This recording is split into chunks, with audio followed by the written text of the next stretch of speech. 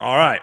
I think we're live on everything. We're live here on Twitter Spaces. We're live here on the Foundation Podcast YouTube channel as well. Thanks everyone for tuning in. I'm sorry that I am a day late on this. Things got a little crazy, a little hectic last night. And quite frankly, I was not interested in staying up until midnight with all the stuff I still had to do. So I apologize for the delay, but I promise we have a good show. I want to make sure right now everyone can hear me on Twitter Spaces, everyone can hear me on YouTube, and hopefully we are running on all cylinders here. I got one thing set up. All right. I am obviously, as you can tell, I am running solo tonight. Silas and Hunter cannot make it. So I will be doing my absolute best on running the show. A little bit of a, I went a little hard here with trying to do the Twitter Spaces tonight solo, but we'll see how it goes. I'm hoping it goes well. We can get some good callers on here and see what happens.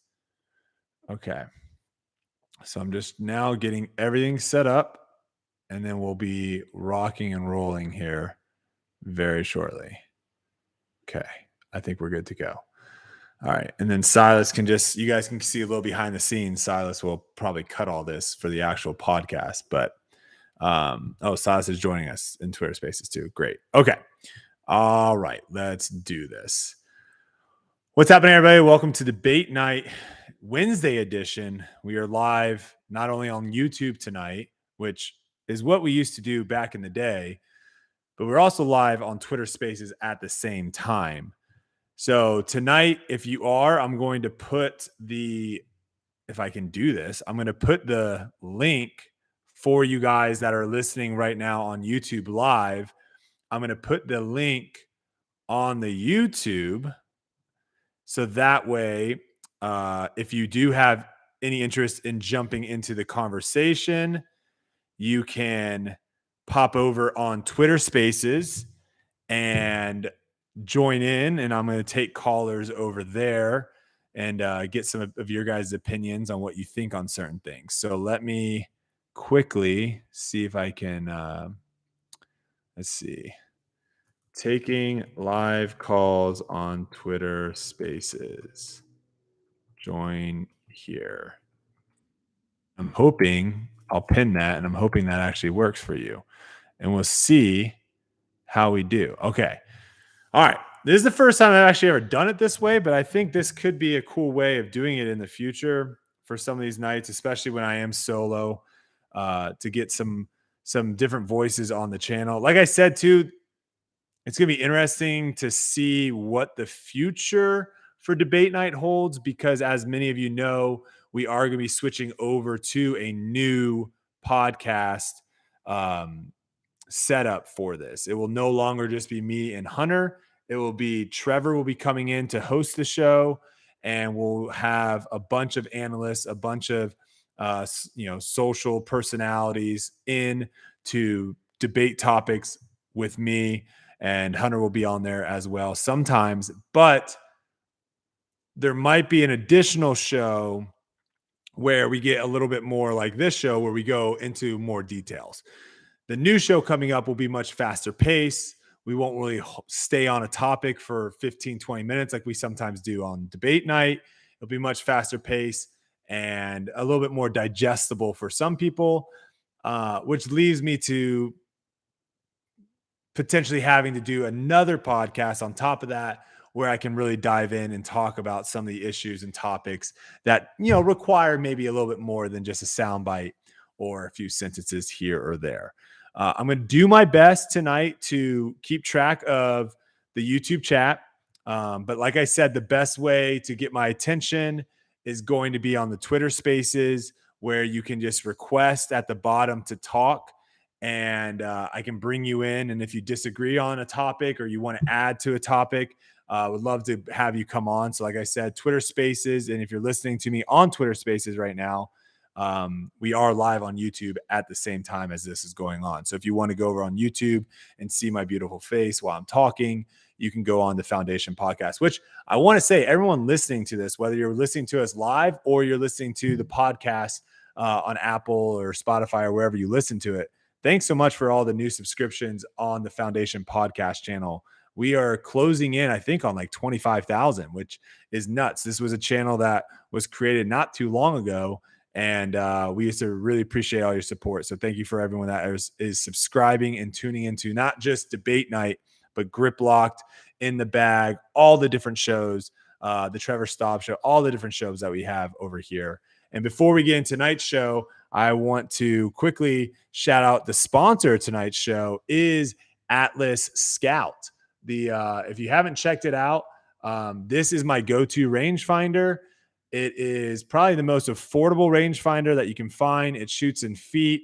It's very accurate. The battery life on these things are incredible, and you probably aren't going to find a better price for this. So go over to atlasdgs.com, pick up a Scout. I don't know how many we have left. I know they sold out last time I did a promo on these on YouTube. Probably going to be doing a promo on these on YouTube in the next few days. So if you are looking for a rangefinder, check it out. And if you're one of those people that is hesitant, like I've never been against rangefinders because I had a golf background.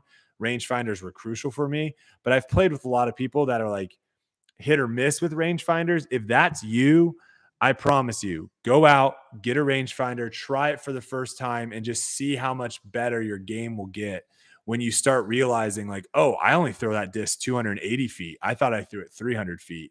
Or, oh, these two discs literally travel the same distance. That's good to know. Or even on some holes, it really is helpful to not just shoot how far away the target is, the basket is. It's also helpful to shoot how far away a tree is, how far it is to cover, water, all these different things. So if you're looking for a rangefinder, Atlas Scout, check it out, atlasdgs.com. Go pick one up. All right, let's jump into tonight's show. Tons and tons and tons of player movement. You think that we would finally kind of get a slow, calm week, not really a lot of movement. No, not this week. I'm just going to kind of rattle off all the stuff that I have on here. If there's anything that I missed, please let me know. I'm pretty sure this is as up to date as of an hour ago, I want to say. I haven't checked to see if anyone has done anything crazy in the last hour, but this is as up to date. The first thing I will say, there has been no talk on the Simon front from Simon, from Discmania, from MVP. Obviously, MVP had that funny meme with the Steph Curry that they posted. I thought that was very hilarious. But there hasn't been any talk of this is a complete rumor, I'm staying with Discmania, or Discmania hasn't come out and said anything, and MVP hasn't come out and said anything. Does that mean anything? No. I don't think that leads me to believe that he's staying or leads me to believe that he's leaving. As of right now, the Simon talk is still up in the air. Some people are throwing out that Simon's staying and Eagle's the one that's going. We're just going to have to wait and see. And again, like I said, I have no idea what is going on. I'm with all of you anticipating to see what the next move is moving forward. So no news on Simon, but I'm sure as soon as we hear something or know something, Hunter Trevor will tweet it out. So make sure you're following those guys on Twitter. All right, here we go. Here's the list of all the craziness that went down the past 6 or 7 days. So you have Deanne Carey and AJ Carey, both. We talked about them both leaving Innova. They have both signed to Lonestar. Stacey Ronsley has signed with Castaplast. Bradley Williams has re-signed a 1-year deal with Innova. Now, the interesting thing with this 1-year deal is, again, a lot of these teams have different tiers. Okay. So I didn't get too much into the sponsorship. I know that's one thing that someone asked me on last debate night is, can you explain the sponsorship? Their sponsorships are vastly different. It's very, the best way of maybe explaining it is just like pretty much any other professional sports team. the pay is very different from, a third string defensive, or let's say a third string quarterback. No, quarterback's going to be that's bad. Let's go with like a third or fourth string defensive lineman versus the starting quarterback. Their two salaries and what they're getting paid and what, benefits and bonuses one has versus the other, they're going to be very drastically different. Disc golf is no different in the sponsorship game. And sometimes that's how you have to kind of view sponsorships, is almost like, Innova, Discraft, Lonestar, MVP, Discmania, all these people are the sports teams, if you will, and they're trying to grab people on their team. Now, the only thing I don't really, and I've said this from the get-go, it's not a team, right? Like, I'm not interested in being best friends with someone just simply because we're sponsored by the same people. Now, if we happen to have a relationship because we both like the same things, we enjoy hanging out, that's one thing. But the whole team aspect, to me, it's very, God, is it Formula One-esque? It might be. I mean, we've seen that, in the past. Again, I'm not the hugest Formula One fan, but I think it does kind of translate well when talking about disc golf and sponsorships, is that where you've seen like two people that are on the Red Bull team, that are on the Mercedes team, and one of them obviously wants to be the head honcho, but the other guy is already here and he's told that hold back, and there's a little drama there. Like, this is an individual sport. Bowling's probably another one. Dylan just said bowling. Probably the same thing, of where if you're all, golf is the same thing. If you're all sponsored by the same golf ball, that doesn't mean that you're rooting for that person because you both hit Titleist. That's where it's kind of different. Now, I will say the beginning sponsorships for a lot of these people, and Lonestar was probably the first one to really make a big splash because of just how many people got signed by their like street team or whatever it is. And I think that got pushed out to a lot more people, and a lot more people were brought aware of these street teams. In the past, like, those things maybe went under the rug a little bit more. That, as far as I know, like, that has been around for the longest time, of where you're looking for people that aren't necessarily going to be playing on the Pro Tour and aren't really even interested in playing on the Pro Tour, but they have a name in their local community and you want to help support them, and they're going to do a good job of marketing you and getting your name out there. That's something, if you have been paying attention to us at Foundation, we haven't announced the team this year, but that is the route that we went this year. In the past, we have signed pros, and we just really didn't see the value in doing that. And so we wanted to change it up this year, and we went with the route of signing, again, people that maybe they do aspire to be a professional and be on the Pro Tour, but as of right now, that's not where they are in their game. And we are trying to help facilitate them in putting on tournaments and running events, running league, like basically being able to grow their community, and us being able to be a part of that. That's a lot of the street team of a lot of these. And for most street teams, I'm pretty sure it's like, we'll just send you a couple discs. Now, the thing that's kind of weird, because we're not a manufacturer, Foundation's not a manufacturer. So we aren't, when we sponsor someone, we're not saying the only discs you can throw are Foundation discs. That's not what we're doing. We can't do that. We don't make discs.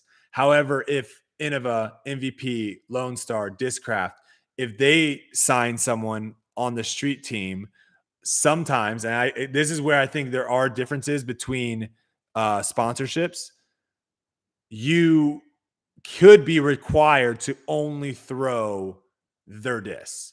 And what ends up happening is essentially like they'll give you a handful of discs, 3-4 discs, and then they'll give you a discount to buy their discs.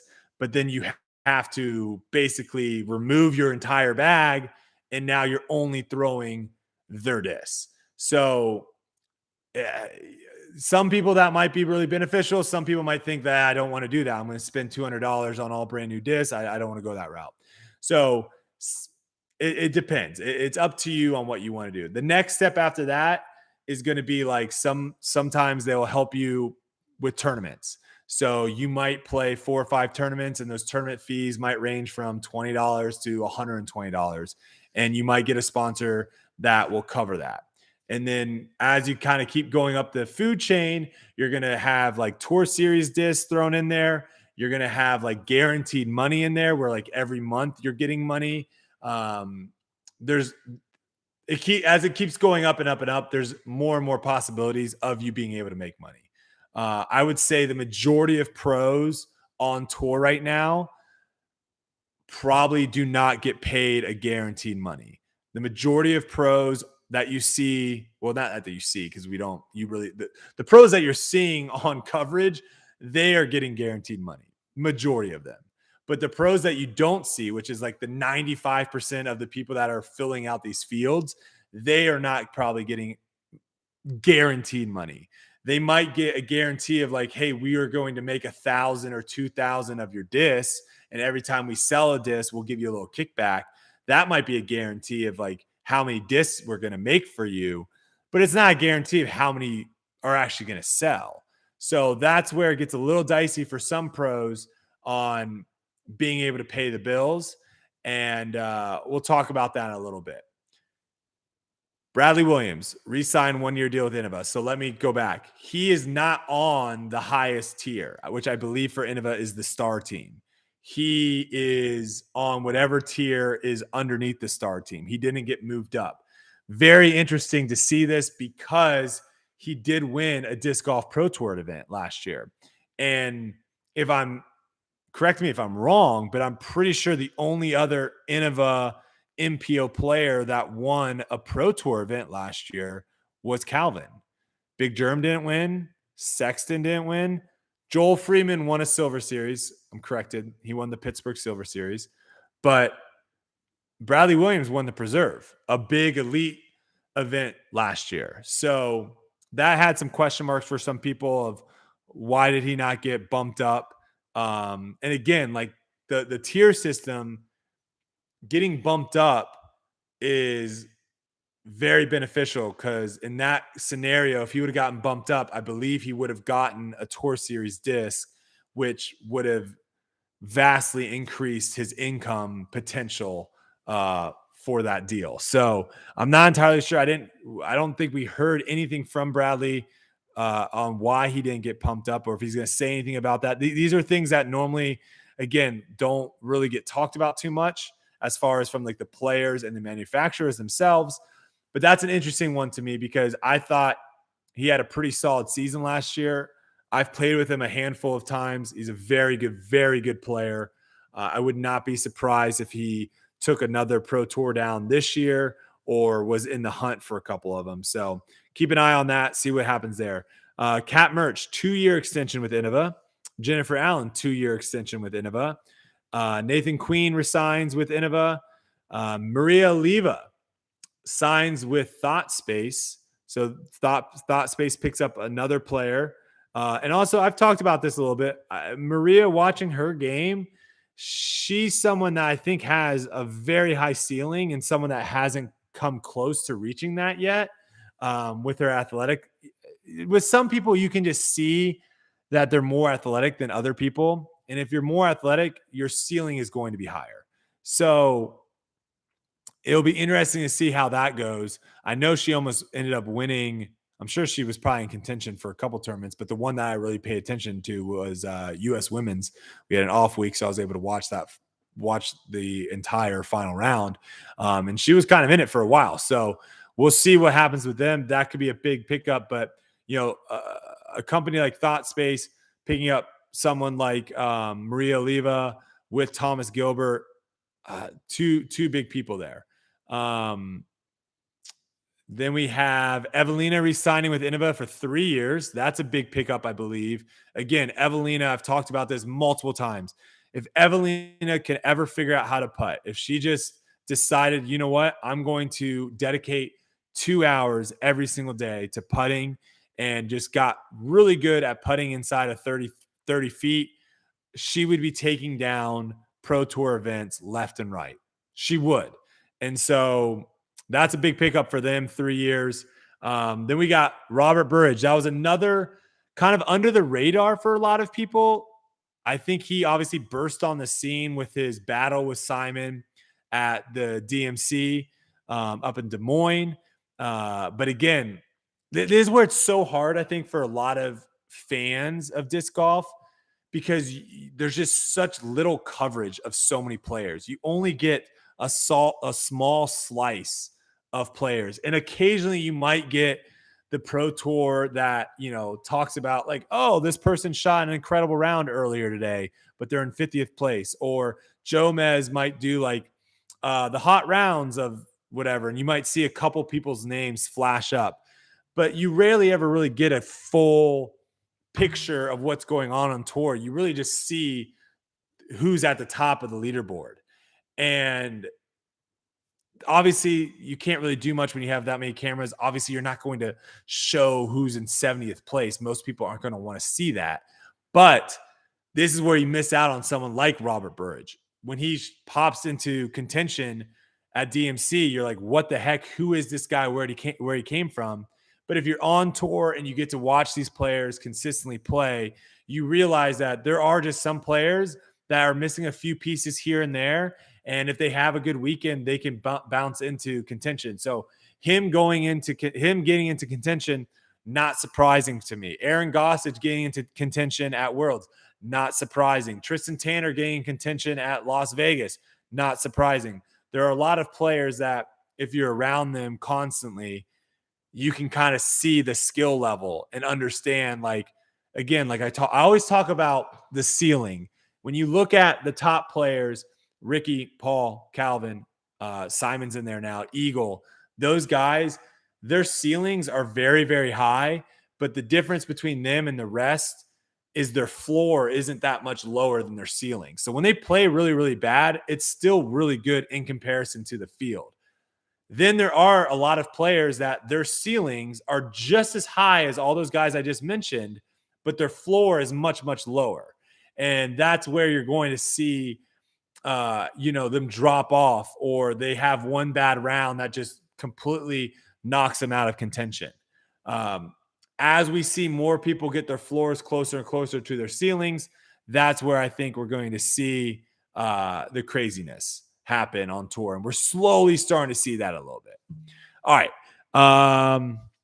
We got our first request on Twitter Spaces. Let's see what he has to say. We'll add him in here. We got Riley coming in. Maybe he wants to talk about Robert Burridge. Maybe he's a big Robert Burridge fan.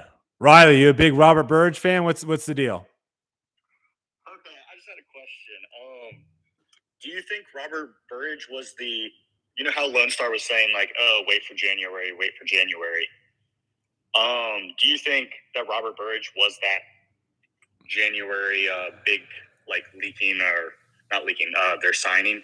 Yeah, I mean, it's a great question. I know they posed that. I think they did that photo of like, guess what player threw this distance. Did they do that before or after he was announced? Do you know? I'm trying to remember. I think they did that before they announced. Okay, so that was probably him then. I also wanted to say thank you. You sent a cameo to me and my boys at Queen City Discs. Oh, heck yeah. I loved it so much. Thank you so much for that. Yeah, of course, brother. I also just wondered about the Robert Burridge thing too. Yeah. I was like, is this their big signing, or maybe somebody else coming, or? I think I haven't mentioned it. Lisa Fakis also just recently signed with them. You don't have to go that far back. She was a few strokes away from winning Worlds. I mean, she went from having a birdie putt on hole 16 at Worlds, final day, had a birdie putt. I believe she ended up 4-putting to take a double and kind of knocked her out of contention there. But if she makes that 25-footer for birdie, I think she's like 1 or 2 shots back with 2 holes to go. And those last 2 holes at Worlds at the Fort, who knows what could happen. So, someone that was right in contention for being a world champion, I think that's a big pickup to them. I don't know to the casual fan if they really look at Lisa Fakis as like, oh my gosh, I can't believe they got her. But in the FPO side, like, she's a player for sure. I think Robert Burridge has a lot of upside as well. I would be shocked at this point if they picked up anyone along the caliber of Nico and Emerson. But you never know. I think these next few weeks is kind of the time where you will see the announcements. I don't think late January we're going to be getting any announcements. So I think it should be pretty close. Okay, sweet. Thank you for yeah. answering my question. Also, Simon's Nuts MVP, huge MVP fan here. Oh, you think he's going? I love it. I'm hopping on it. All right. If that happens, I love it. All right, we'll see. All right, thanks for calling in. Thank you. Yeah. All right, first speaker. That was actually a good call-in. Our first speaker, good call-in. Appreciate that. All right, let's keep going down the list. A few more people. Like I said, Lisa Fakis to Lonestar. And then another one that just got announced. We have James Proctor to TSA. Another pickup for TSA. Thoughts. I'm pretty sure it's Thought Space. What's the A for? Thought Space Academy? That doesn't sound right. Thought Space. I'm blanking on what the A is, but that's a big pickup. Because again, you're getting a player that athletics, thought space athletics. Thank you. You're getting a player that not only has major ties to the Northwest where he's from. I think he's actually in California, the West Coast. Major ties over on the West Coast, but you're also getting someone that I don't know if he'll be doing a full tour. I didn't see. I'm trying to remember in the post if he said he's going to be doing full tour or not. But he is someone that can literally compete at any tournament. Woods Open, doesn't matter. The dude can ball out at any tournament. So that's a great pickup, whether he does full tour or just bounces to 6 or 7 kind of events like he has been doing in the past. That's another big pickup for them. And then the last one we have here, which was fairly recent, we have Dustin Keegan leaving Discmania to focus on UPlay. Now, for those that don't know, UPlay is the organization that him and Zoe created that essentially gets into schools to help teach disc golf, to help give coaches, teachers the equipment, the rules, the infrastructure, if you will, to help expand disc golf at that level. It's something that I have yet to be a part of, which is a bummer. I definitely want to be able to go to maybe a couple of those. I need to reach out to Dustin and let him know that I am interested to helping out, because that was one of my favorite things when it came to Ultimate Frisbee was teaching, and not just teaching to, the college kids and the club players and masters and stuff, but going in and teaching to brand new, young, never thrown a Frisbee before kids in schools, and just seeing how excited they can get about throwing a Frisbee. So I'm definitely going to try to get involved in 2023 with UPlay. If you haven't, definitely check it out. It's a cool, awesome organization. And Dustin has decided that he's probably going to be focusing more on that side of disc golf rather than playing. All right. The only other things as far as players I have,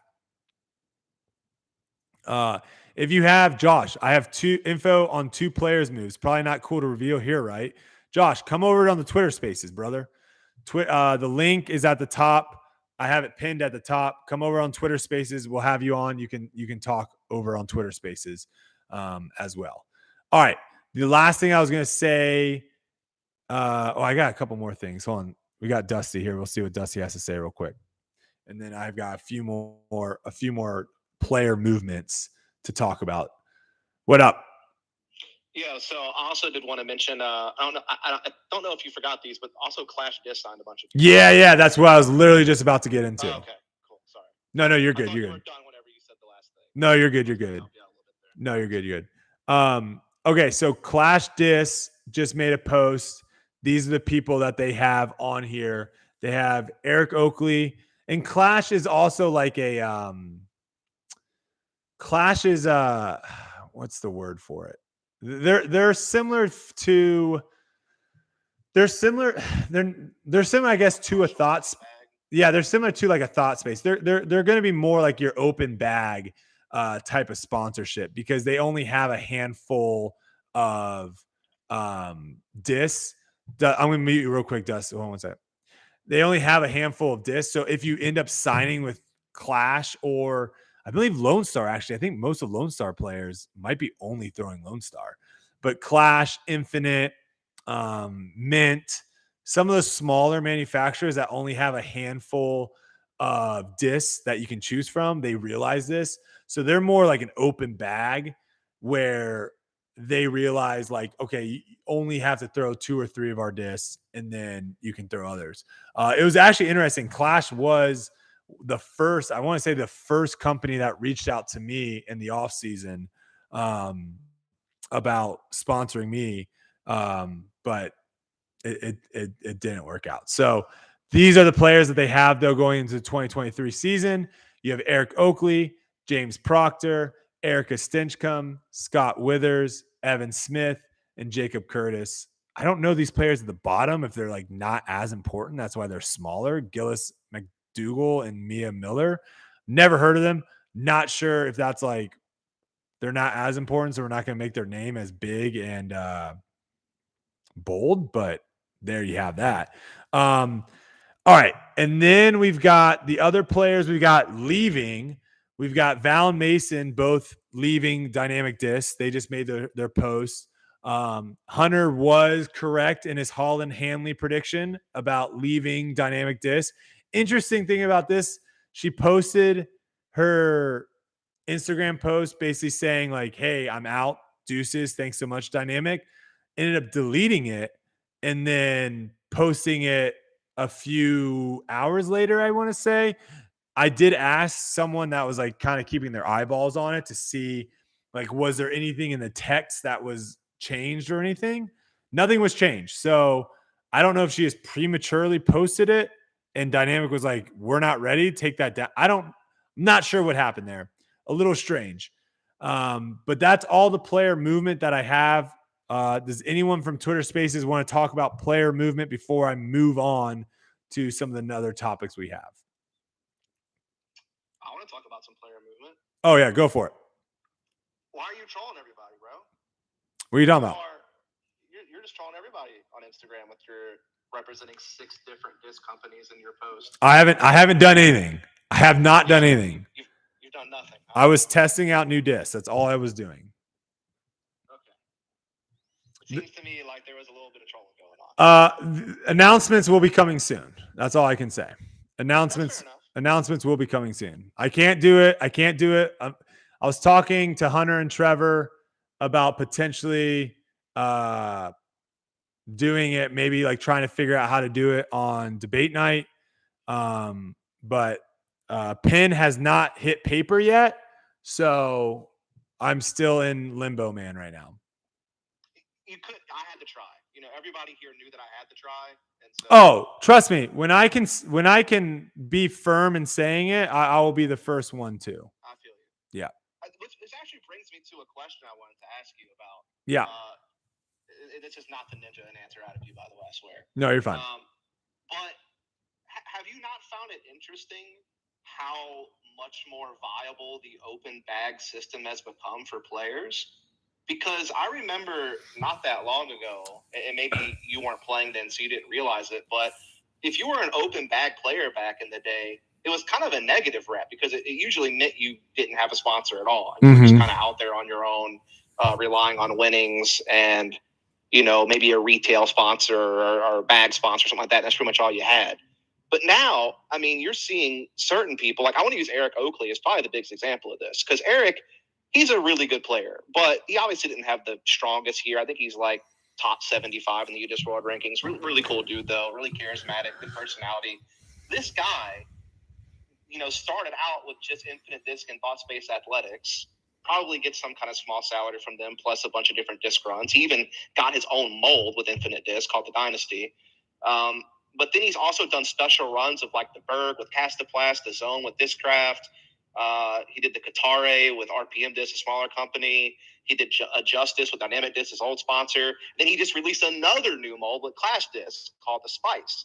So this guy's out here hustling, partnered with probably like 4 or 5 different disc manufacturers at this point, and stacking them all together. Drew Gibson does something similar with Infinite, his own line, Finish Line, and then PB7. And like you're starting to see a lot of people really figure this out. Like James Proctor's about to do the same exact thing with Thought Space and Clash. Yeah. So what do you think about this whole evolution of the open bag becoming more and more viable, and people finding ways to like kind of hustle and make that work rather than relying on one manufacturer? So this is where I always thought this is where disc golf was going to be headed in the sponsorship game, of where, let's just say your number is $100,000. Okay. Am I back? Can you guys hear me? Yeah. Hello. Sorry. I said my connection was lost. So, okay, I'm back. Okay. So let's say your number was $100,000. If you want me to only throw your disc, it's going to be at a premium of $100,000, right? But if I can throw this disc and I can for my putter, and then I have these discs for my mid ranges, and then I have these discs for my drivers, it probably is going to be less than that $100,000, right? Because a manufacturer would be willing to pay more of a premium to have you completely decked out than again, let's just say that, like, then you finding someone to give you $25,000 for drivers, $25,000 for fairways, $25,000 for mids, $25,000 for putters. It's gonna be much harder for you to find 4 manufacturers willing to spend $25,000 on each one of those than someone for $100,000 on them. So you're probably going to have someone give you $10,000 for putter and $13,000 for mid ranges and $12,000. You see what I'm saying? So you get a premium. You should. This is how it should work. You should get a premium if you're like, you know what? I'm going to be all this company. That should cost more than the sum of its parts, right? Right. Now, I think that is where we're headed. I think there is going to be a time where you have a company like a Dynamic Disc, let's say, that has the judge, and they're like, we really want Brodie to putt with the judge. How can we get that to happen? And they might reach out to me and say, we will give you $100,000 to putt with the judge next year, right? And then at that point, you take that back to your main sponsor and you say, hey, I got someone willing to give me $100,000 to use this putter. Your numbers aren't really adding up anymore, right? And so you can go that way. I think maybe that's what's happening. I will say that's probably what's happening with most of these players, because outside of Drew Gibson, of these players, there hasn't been someone that is doing the open bag route that is someone that moves a ton of plastic, from what I have gathered. Now, I could be completely wrong. Eric Oakley could be making $500,000 a year with the likes of Infinite, Clash, and is he just Infinite and Clash right now? He's Infinite, Clash, and Thought Space. And Thought Space. Okay. So he might be making $500,000. I have no idea. All I can I can kind of get a good idea with me owning a retailer has really allowed me to kind of get an idea of like who moves discs and who doesn't move discs. We've had pros ourselves that we sponsored, and we kind of see how they move discs. And then obviously we have Tour Series discs from pros on all different manufacturers. So we can kind of get an idea of like, okay, this person, and again, obviously we're not the biggest retailer out there, but we can still kind of get an idea of like, okay, this person at Innova sold 100 Tour Series discs in the first month, and this player over here sold 3. So it's like that gives us an idea of who moves disc and who doesn't. Right now, obviously, it's scaled differently because we're not going to get, we're obviously a much more Discraft heavy retailer. Like most of people that come to Foundation buy Discraft, but that isn't necessarily like going to stay that way all the time. But what I'm trying to say is I haven't seen from anyone to where like Clash, Thought Space, Infinite are like giving people these deals. Now, sorry, let me say this. They're not giving them deals that are better than the top players' deals at manufacturers. Sure. But they are probably those three. If you take a 50th player in the world and you have them sign with Clash, Infinite, and Thought Space, they probably will make more money than if they were just signed with Prodigy. Mm-hmm.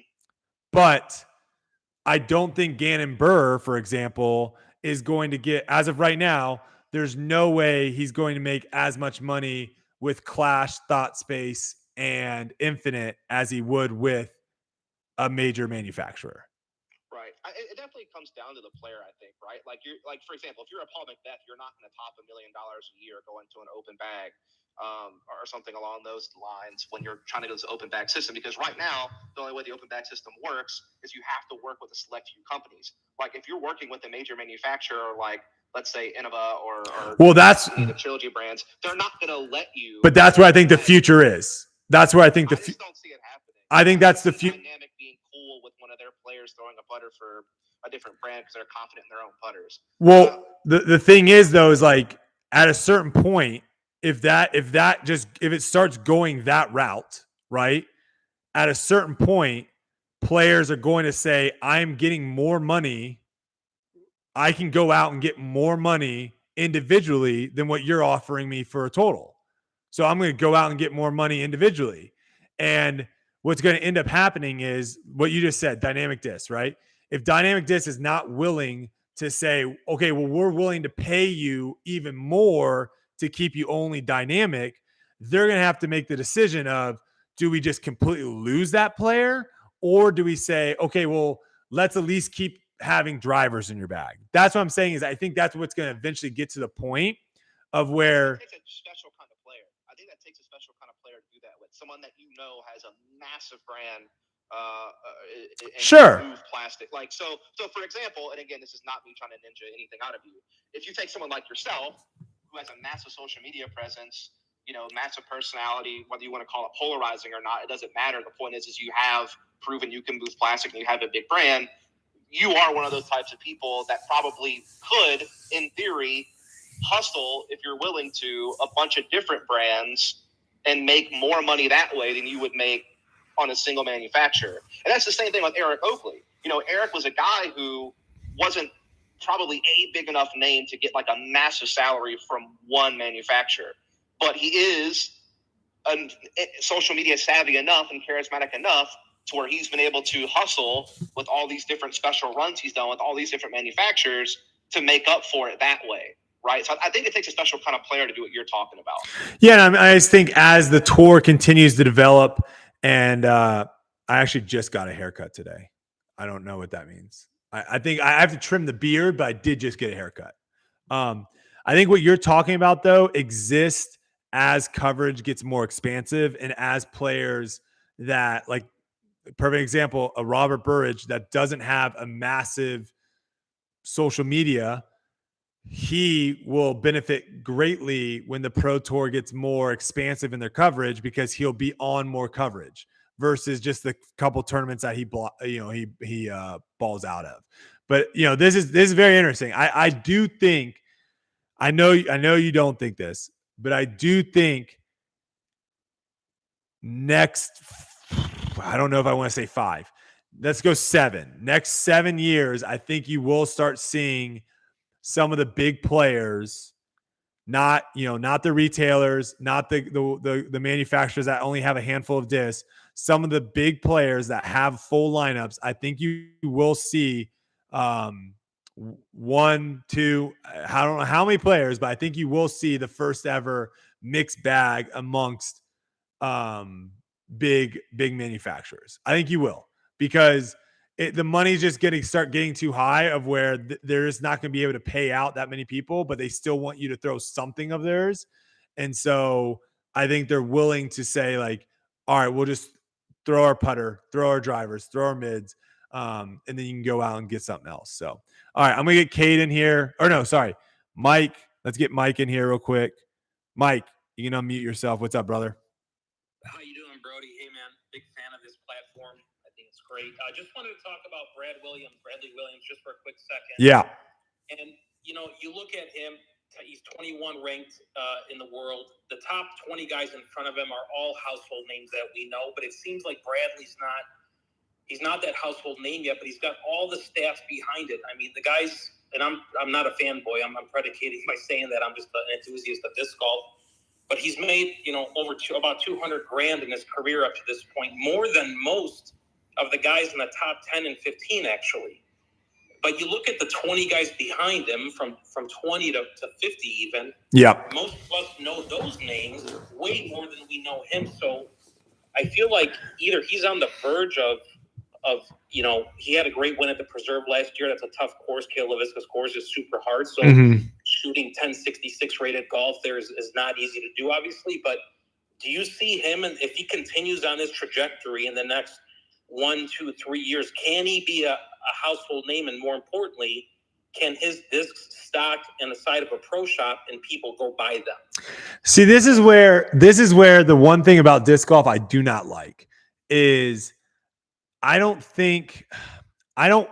want disc golf to always be about people buying discs with your name on it, your face on it. Now, obviously, you are going to have people do that support you. You know, I'll be the first one to say that I am forever grateful for all the support I get from everyone listening that buy my discs and help support me that way. But I really don't want that to. It just can't. It cannot, like, that cannot be the future of disc golf, because what you just said, like, what happens when there's 50 household names? What happens when there's 60, 70 household names? And now you go into a store and there's, 8 of the same discs that all have different players' names. Like, the growth is just like impossible to grow that way, right? So, like, what I would rather have is, instead of Bradley Williams having his name on the Nova, let's say, or his face on the Nova, and you're having people, try to buy his disc, and he's trying to get people to buy his disc, his specific disc. Like, I'd rather you just watch him play and see how well he throws the Nova. And because he throws it so well and you like the way it flies and all that, you go out and you buy it. Like, to me, that is the power of these pros, is being able to throw these discs and get you interested in going out and trying new discs, and not necessarily looking at it through that lens. Going back in the day of disc golf, Ken Climo's Casey Pro was really the only name out there on disc. So going from Casey branded discs to today, you're right. You walk into a pro shop, you're going to see 30 discs with 30 different names on them. But and calling you out for a second. So when we go to I'm from the Illinois area. You were at Delwood for a tournament. Love that course. Lined up to take a picture with you. Calvin was there. There's people lined up to take a picture with him. And then I guess that's my question, is maybe it's not the disc question of people running in the shop to grab a Bradley Williams Nova, but what does this guy have to do outside of finishing top 10 in Elite Series events? So when he does come to a course, people aren't saying, hey, that's Bradley Williams over there, instead of saying, hey, dude, I got to go there and take a picture with this guy because, I'm just a fan of the game and I love it.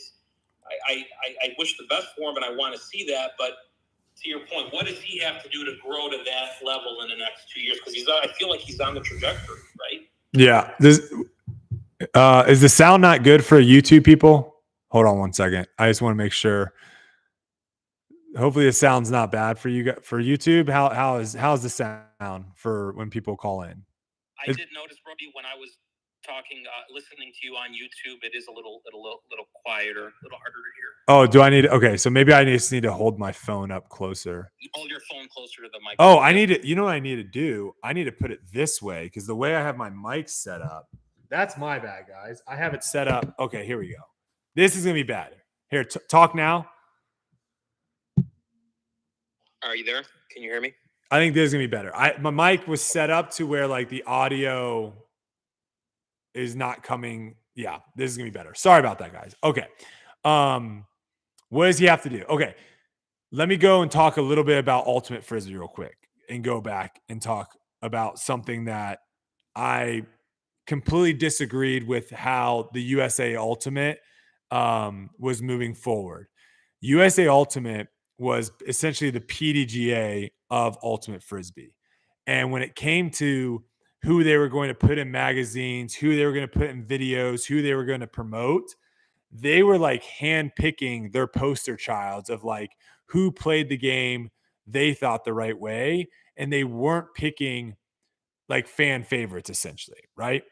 And you don't see that in really any other sporting event, right? You don't see that in the NBA. You don't see that in the NFL. Like those people, like those sporting people realize who players like, who fans like, and those are the ones that are in everything, right? And you see the same thing in disc golf right now. I think disc golf is doing the right thing with the Pro Tour and the PDGA of where they're seeing who moves the needle and they're using those people to continue to push disc golf. I don't think it makes any sense for the PDGA to be like, oh, there's this guy that's ranked 78th in the world. No one really knows about him, but he's an awesome person. We really like how he plays. We're going to put him in the next commercial.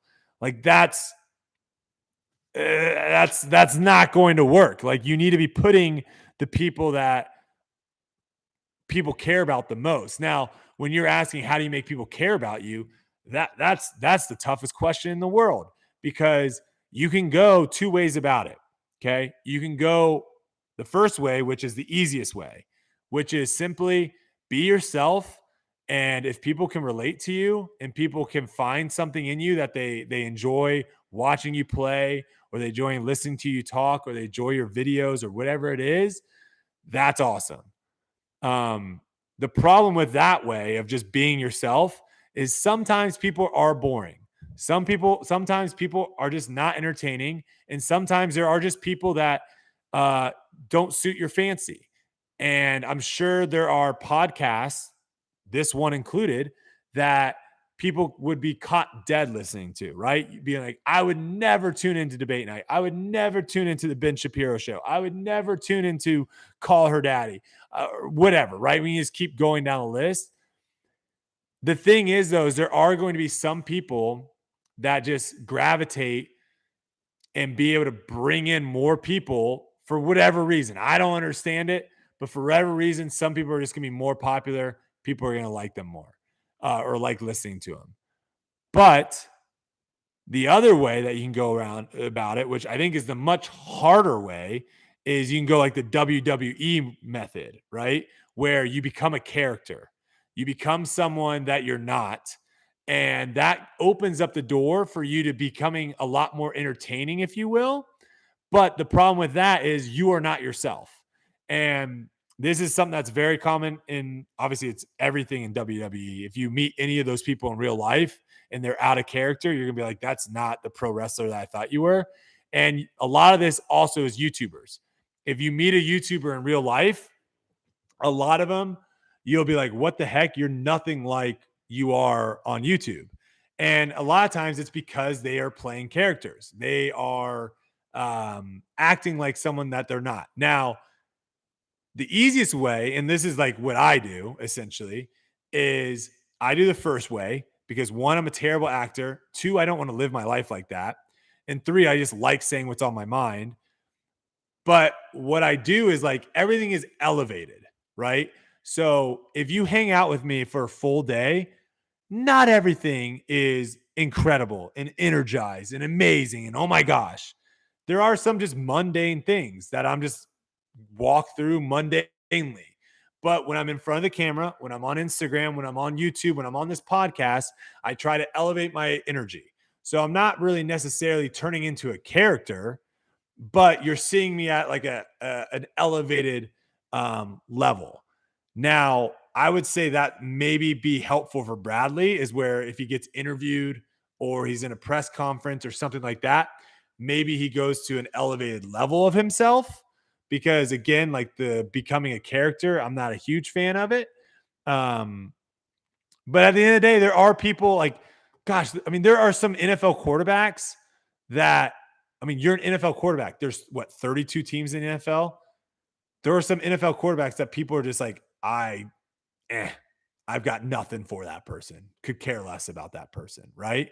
So it's tough to say what someone should and shouldn't do to get a bigger fan base, because at the end of the day, I think the easiest and the best thing that you can do is just be yourself. Because when you start acting like someone else and you start saying, you start keeping your Twitter and your Instagram to like say certain things that people eat up and stuff like that. Like that's just a bunch of BS. And it works. Like it can fool people and it fools people all the time. But that's just a life you have to, that's a life that you have to decide to live. So. Yeah, and I'll leave it with this because I'm taking up too much time, and I appreciate you even let me speak on here. And you're right about the part with the personality. We look at Paul play, 6-time world champ. We watch Ricky because we want to see him beat Paul. Well, some of us do. We look at Calvin because he's got his dry sense of humor and he messes with people. We look at you. You came onto the sport as an ultimate Frisbee player, and we were all of us watching what you were going to do when you got here, and how is this guy going to get to 1,000 rated, and we all watched that part of it, and you did that. So each of these players have their personality that lets them, you look at Matty O, and he's this calm, cool, collected guy, and his glasses fly off his head every time he throws. Everybody kind of has their personality that draws people to them. So maybe that's what he needs. He needs to figure out where he can settle in and develop that fan base. But hey, I appreciate you, Brodie. Keep up this great work, and a big fan of yours. Yeah, no problem. Thanks for calling in. And yeah, I wouldn't say that he doesn't have a fan base. I think he, I think a lot of people are fans of Bradley Williams. I just think it's, at the end of the day, there's only so much you can do, and winning solves everything. Like that's the thing, is like winning solves everything. You can be the most basic, boring personality in the world, but if you're out there winning, people are going to tune in. People are going to root for you. People are going to root against you. All right, Cade, I think you're up next. Hey, Brodie. What's going on, brother? So I was going to call in and talk about like all the player movement we've been seeing like this year and last year. So what I've been noticing is like a bunch of these mid-level players, like mid-level tour players, I should clarify, are staying relevant, I feel like, by switching companies every few years. Yep. And what I was going to ask you is like, can the mid-level player stay relevant without switching companies? And is it easier to stay relevant by switching companies and like switching out some new tour discs? Like say you move from DD to Innova and now your new tour disc is the Destroyer or whatever you want to have your tour disc be. So like switching that tour disc for your fan base to buy that new tour disc, or is it easier to build themselves up over time with one company? I just wanted to hear your thoughts on that. That's a great question. Yeah, I think two things play into it. You've got, the fans that will support you wherever you go, right? So no matter what manufacturer you go to, you're going to have those fans go with you and support you over there. And you're going to probably have a lot of them be like, I've never thrown this disc, but now that you're throwing it, I'm going to try it out. The other thing that plays a huge role is you have a lot of people that are very, very loyal to the actual manufacturer, not players, but the manufacturer. So you might have some people that you have to win over because they're more interested in the manufacturer, not the people that are throwing it. So being able to win those those fans of the manufacturer over to end up supporting you, and in this case, what you're saying, buying discs with your names on it and whatever, that's going to be a challenge. But you're right. I think if you are a mid-level player, I think if you've been with a company, let's say for a year, 2, 3 years, something like that, and you haven't really seen any growth in that that sponsorship that you have with them, you're basically just signing the same deal year after year, and you feel like you could do better, and they're not willing it to do better, then you probably are more likely to make more money if you bounced and you move to another company, and all of a sudden now you're a bright, shiny new toy. People are talking about you. The only thing I would say with that, and again, we're talking about kind of the mid-level players that aren't necessarily really moving up the board. The only thing I would say with that is after a certain amount of movement, I think it gets weaker and weaker versus if you can stay with a sponsor and you can both grow. I think that's more valuable probably than moving. But that requires not just the pro, but also the sponsor to both put effort into it. Because if you do have like a sponsorship where they're just like, hey, you're just going to throw our disc and sell a bunch of discs for us, but we're not really going to do anything for you outside of just pay you. And I don't see that as being super helpful for you going down the line. Yeah, I agree.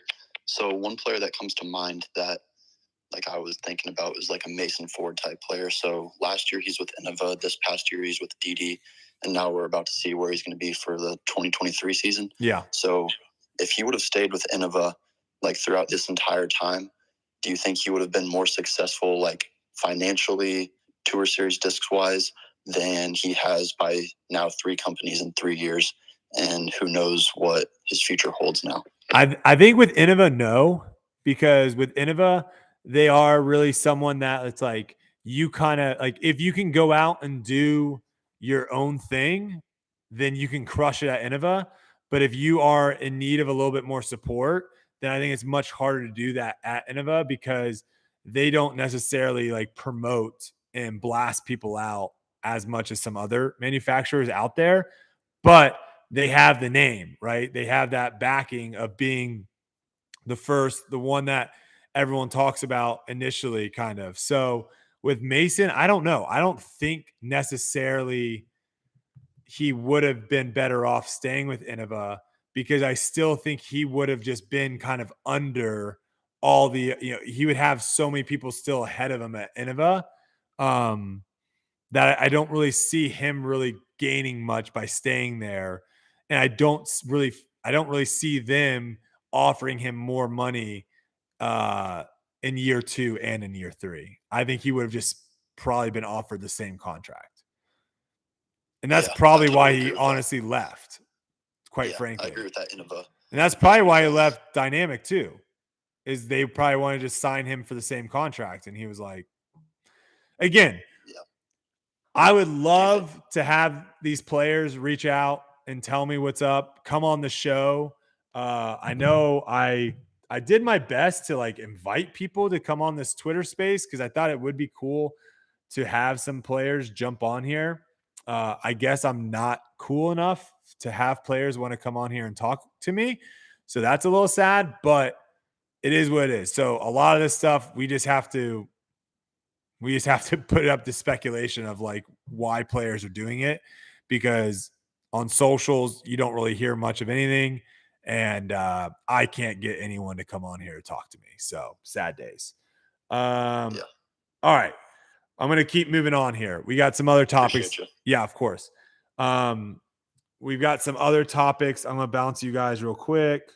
And then we'll have, if you're on the Twitter spaces and you have something you want to talk about for some of these new topics coming up, just request and I'll throw you on there and we can talk about it. But we're going to keep moving forward here. We got some more stuff here that we need to talk. All right, here we go. Let's talk about the PDGA Player of the Year. They had the huge debacle a couple years ago with, oh wait, did I never get anything from KJ? Hold on. Sorry, I might have blundered. KJ, did I get you or did I bounce you before you got to talk? I can't remember. Hello? KJ, you there? All right. I don't know what's going on. I thought we were just talking to KJ, but we might have been talking to Cade. I don't know. We'll see if he requests again. Okay. 2 years ago, you had, or was it 2 years, 3 years? It might have been 3 years ago. You had the fiasco with Paige Pierce and Katrina Allen. They gave the player of the year to Katrina Allen, and Paige had a way more dominant season on the Pro Tour. But because of what the PDGA does with player of the year, they take into account like A-tier events. They take into account like all this other stuff to where if you're only paying attention to the Pro Tour, which I would say most fans, that's what you're paying attention to. You're not paying attention to a pro playing an A-tier in an off week. You're not. So when Katrina got announced as player of the year, everyone was like, what the heck? Why didn't Paige get it? And I believe they did some weird thing where they're like, oh, we're just going to give it to both of them. Whatever. This year, they gave player of the year to Paige Pierce, and they gave player of the year to Paul McBeth. Now, on the MPO side, we debated this and we went back and forth on who had the best season. I think Ricky winning 4 times. Again, I understand majors are a little bit more elevated, and they're a little bit more elevated simply for, well, I should say Champions Cup, USDGC, and Worlds last year was an elevated an elevated tournament because everyone knew the pressure going into it. But the fields at those tournaments were very equivalent to a lot of the Pro Tour events that we played. Now, the major over in Europe, the European Open, that field was much, much weaker than a lot of even the elite events that we played over here. So I get why some people are like, well, Paul won a major. That means more than Ricky winning 4 times. I don't know. I still think right now just winning an elite event is very difficult. Obviously, winning a major is difficult. I'm not taking that away. Obviously, winning Worlds, all that, very difficult. My point being, though, is like when you look at the actual field of who you have to beat, it's very equivalent from a Disc Golf Pro Tour event and Worlds, and a Disc Golf Pro Tour event and USDGC. There's not much difference in the strength of fields there.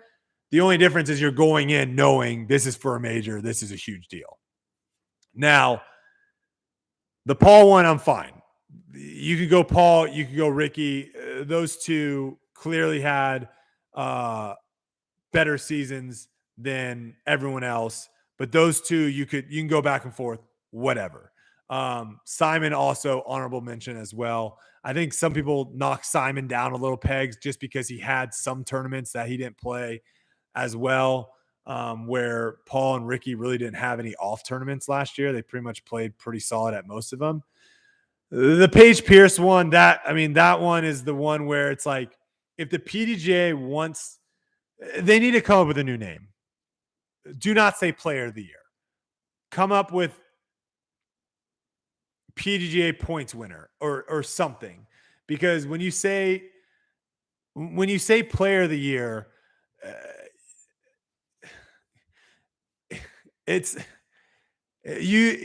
player of the year is the best player of that year. I mean, that's what it is. Best player of the year. There's no ifs, ands, or buts about it. And everyone knows Kristin Tattar was the best female player last year. There's no question. Like there's no debate. It wasn't close. And when you give it to someone other than Kristin, it just makes it look worse. It makes it look like a made up thing. We got Phil here. Let's get Phil in here. Let's see what Phil has to say. Phil, you got something to say about player of the year? Oh, he's muted himself. Yeah. No, How's it going, guys? Yeah, go for it. Just bringing up some stats.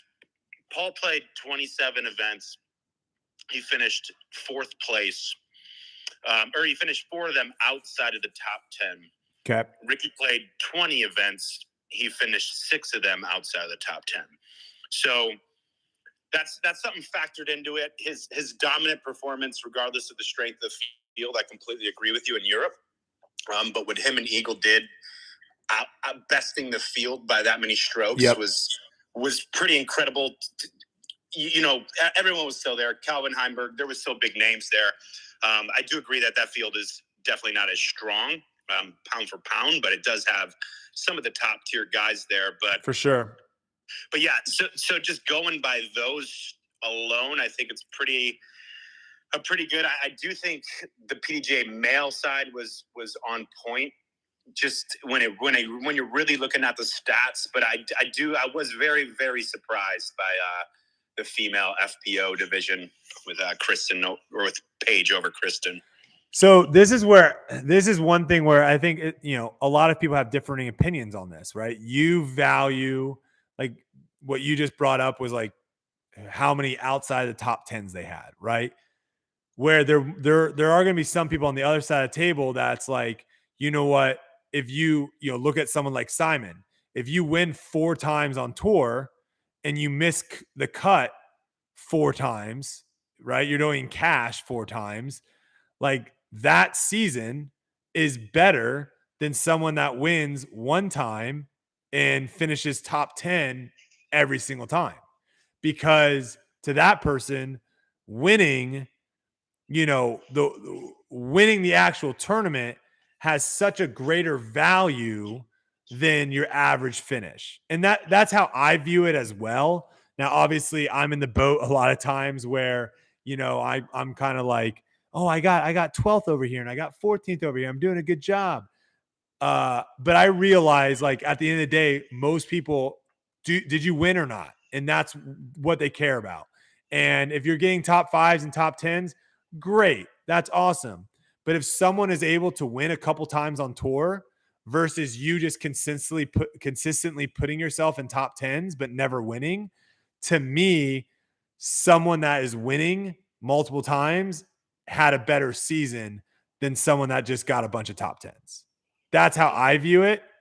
And that's kind of the argument that I would have when someone's like asking me like who had a better season. Because I don't think and again, the way disc golf is headed, I think you're going to see more ups and downs from players. You're not going to see players consistently finish in the top 10 like they have. And I go back to, and what I go back to is when I first got into disc golf, Paul had a bet with Trevor that he would not finish outside the top 3 all season. And I believe that bet ended after the second tournament of the season. Are you there, Phil? That's an incredible because in the years past, like if I was a betting man and I knew about disc golf 5 years ago, or not 5 years ago, it would be 8 years ago, I guess now. 8 years ago, I would bet a lot of money that Paul and Ricky would finish in the top 5 every single tournament. You can't do that now, right? Yeah. And so that's what I'm just saying, like, as we go on, it's hard because, again, you got to think about this too, because we talked a little bit about the European Open, right? About how far ahead those guys were than everyone else. You got to think there are a lot of tournaments where 1 or 2 shots can literally move you from a top 5 to a top 20 because you have more people now. And the easiest way of me thinking about this is like just where I finish. Like my level of play at the European Open was not where I finished was not equivalent to my level of play. If that was a disc golf pro tour event and everyone was there, I would have probably jumped down another 15 or 20 spots. But because the field strength at the European Open was what it was, my score, there wasn't just that many people at the top of the leaderboard. So that's the other thing to think about is like these top 10s and stuff, like people dropping out of top 10s, like they might be out of the top 10 by 1 shot, by 2 shots. Like it's not like they're missing cash, right? And when you have better and better players filling out these fields, the top of the fields are going to get more clumped, where the winner's at 22 under and 20th place is at 18 under, right? So that's just something to kind of think about moving forward. Right. So do you think anyone will ever win a Grand Slam again like Paul? So Paul did in 2015. He only finished – his worst finish was third place all season. Yeah, and that's why he was super confident in making that bet with Trevor, because he was under the impression that he was going to do that again, that he was going to get third place. And I think that was the year that he actually missed cash at Dynamic Disc. So it's like I think now he would never make that bet. I don't think Ricky would make that bet. I don't think Calvin would make that bet. I don't think anyone would make that bet. Because something that I actually was going to go into, and maybe now is a good time to go into it, is someone did, I don't know if you saw this, but someone did like a breakdown of who was featured on the lead cards from 2021 to 2022. I think it was Andrew Presnell.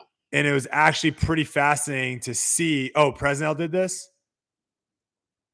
No. This is something, I know what you're talking about.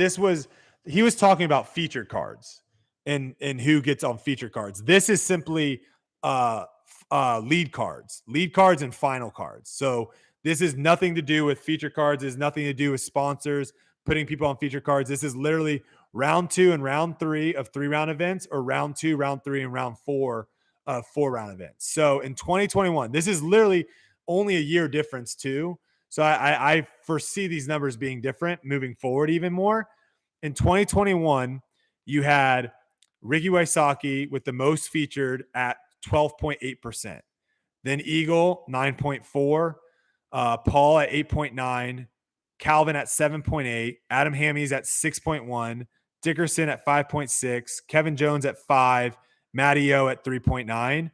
All others outside of them, 40%. In 2022, you had McBeth at 7.7. So that was, in relation to 2021, that would have put him 5th on the list. Burr, 6.5. Heimberg, 6.5. Wysocki, 6. Lizotte, 5.4. Isaac Robinson, 5.4. Dickerson, 4.2. Conrad, 4.2. Others, 54%. So you had 33 people in 2021, equating to 40% of the lead cards. 2022, you had 41 people at 54%. And obviously this is a small thing, but what this is telling me, and this is what I've been saying from day one, is disc golf is still in a very, very young stage. You still have pros that are on the elite level for where disc golf competition is currently, that have huge flaws in their game, that have huge holes in their game. As disc golf continues to grow, as money continues to come into disc golf, as people continue to put disc golf as their priority, you are going to see more and more and more top level talent across the board. And you're going to see more and more and more players that can get hot 1 week and make lead cards. And I think that's what that proved. You know, obviously it's a small sample size. It's only 1 year to 1 year, but I guarantee if you would go back to like 2018 and do 2018 versus that, like Ricky and Paul are going to be 50% of that pie chart, 60% of that pie chart. So with that pie chart, what was the 2021 leader again? 12%? 2021 was 12.8%, Ricky. And then the leader in 2022 was Paul, 7.7. It's interesting it went down so far with the field size. I mean, that's direct correlation. But at the same time, does that tell us right there at the 7.7 that maybe Paul was another stat that keeps it down? Sure. Again, here's the thing. If you want to look at it of like who had the better overall season as far as average finish, who made more lead card, like there's a lot of stats that you can go and point at Paul. I think on the MPO side, the conversation between player of the year, I think can be made for Paul, can be made for Ricky. And really there are probably some people out there that could try to make it for Simon as well. I think Ricky probably had an overall better season than Simon did, but I think either or those, I think it's just kind of semantics on like what you value more. Do you value more winning? Do you value more finishing place? Do you value more like they were in the hunt more? Like that's, to me, I value more winning. Like I would much rather have a season where I won on tour and had a bunch of missed cuts than my season last year, where I had a couple top 10s, couple top 20s, couple missed caches. I'd much rather have a season where I missed cache a whole bunch of times and then sprinkle in a couple 10s, a couple top 20s, and then one win. I'd much rather have that season than my season this year. Right. And the question is like, some people are going to view that as, oh, you had a much better season because you won this year. And some people are going to view it as you didn't. Like Bradley Williams, we talked about him a decent amount earlier. He's a perfect example. I don't think Bradley Williams would be getting as much acknowledgement from him for him re-signing to Innova if he hadn't won Preserve. If he would have not won Preserve and just, finished third there or fourth, his season probably would have been pretty under the radar. But the fact that he won, his name is now brought into the picture because he's a winner. He's in the winner circle. So I think you have to value wins a little bit more than consistently being in the top 10 or top 20. Okay. Let me go on. Okay. So I think everyone's pretty much in agreement that the Paige Pierce thing, crazy. And I think the PDGA needs to change the player of the year. Stop calling it the player of the year. Call it something different. It's not the player of the year. Go ahead. I was going to say, alternatively, they could just alter how they do the system, because their system is just antiquated based on a point system that goes back to before the Disc Golf Pro Tour is really a thing. And so really the only way that you could try to measure a PDGA player of the year when there is no set pro tour where everyone's playing same tournaments. Yeah, exactly. So I think it's more of that. We're just going to have to start valuing the DGPT player of the year more as a community, as we know that is the prime tour. And so therefore that holds more prestige over the PDGA award. But the other option is for the PDGA to simply alter their system, because when it comes to the whole Paige Pierce versus Chris Tattar, the reason why it happened the way that it did was Tattar was injured, so she didn't play as many events as Paige did. Yep. And B, Paige didn't play any events lower than an Elite Series, whereas Tattar, I think, played 3 A tiers that may have also been Silver Series events that she won. So it came down to A, number of events, and B, the fact that Tattar played some smaller events and Paige just simply didn't. Everything she played was Elite Series. And I think Paige also played one additional major compared to Tattar because of the whole injury situation. Plus, she won one of them, right? She won the European Open. Yeah. Paige, so here's the thing. I'm not trashing Paige. Paige didn't have a bad season. Paige didn't have a bad season, but I want to make that. I just want to make that. Yeah. I want to make that apparent, because I was when Paige lost to Katrina, I was doing the same exact thing, saying this is what is this? Like Paige definitely had a better season. I guess this is where it's tricky to look at too, is that the Disc Golf Pro Tour is the official tour of the PDGA.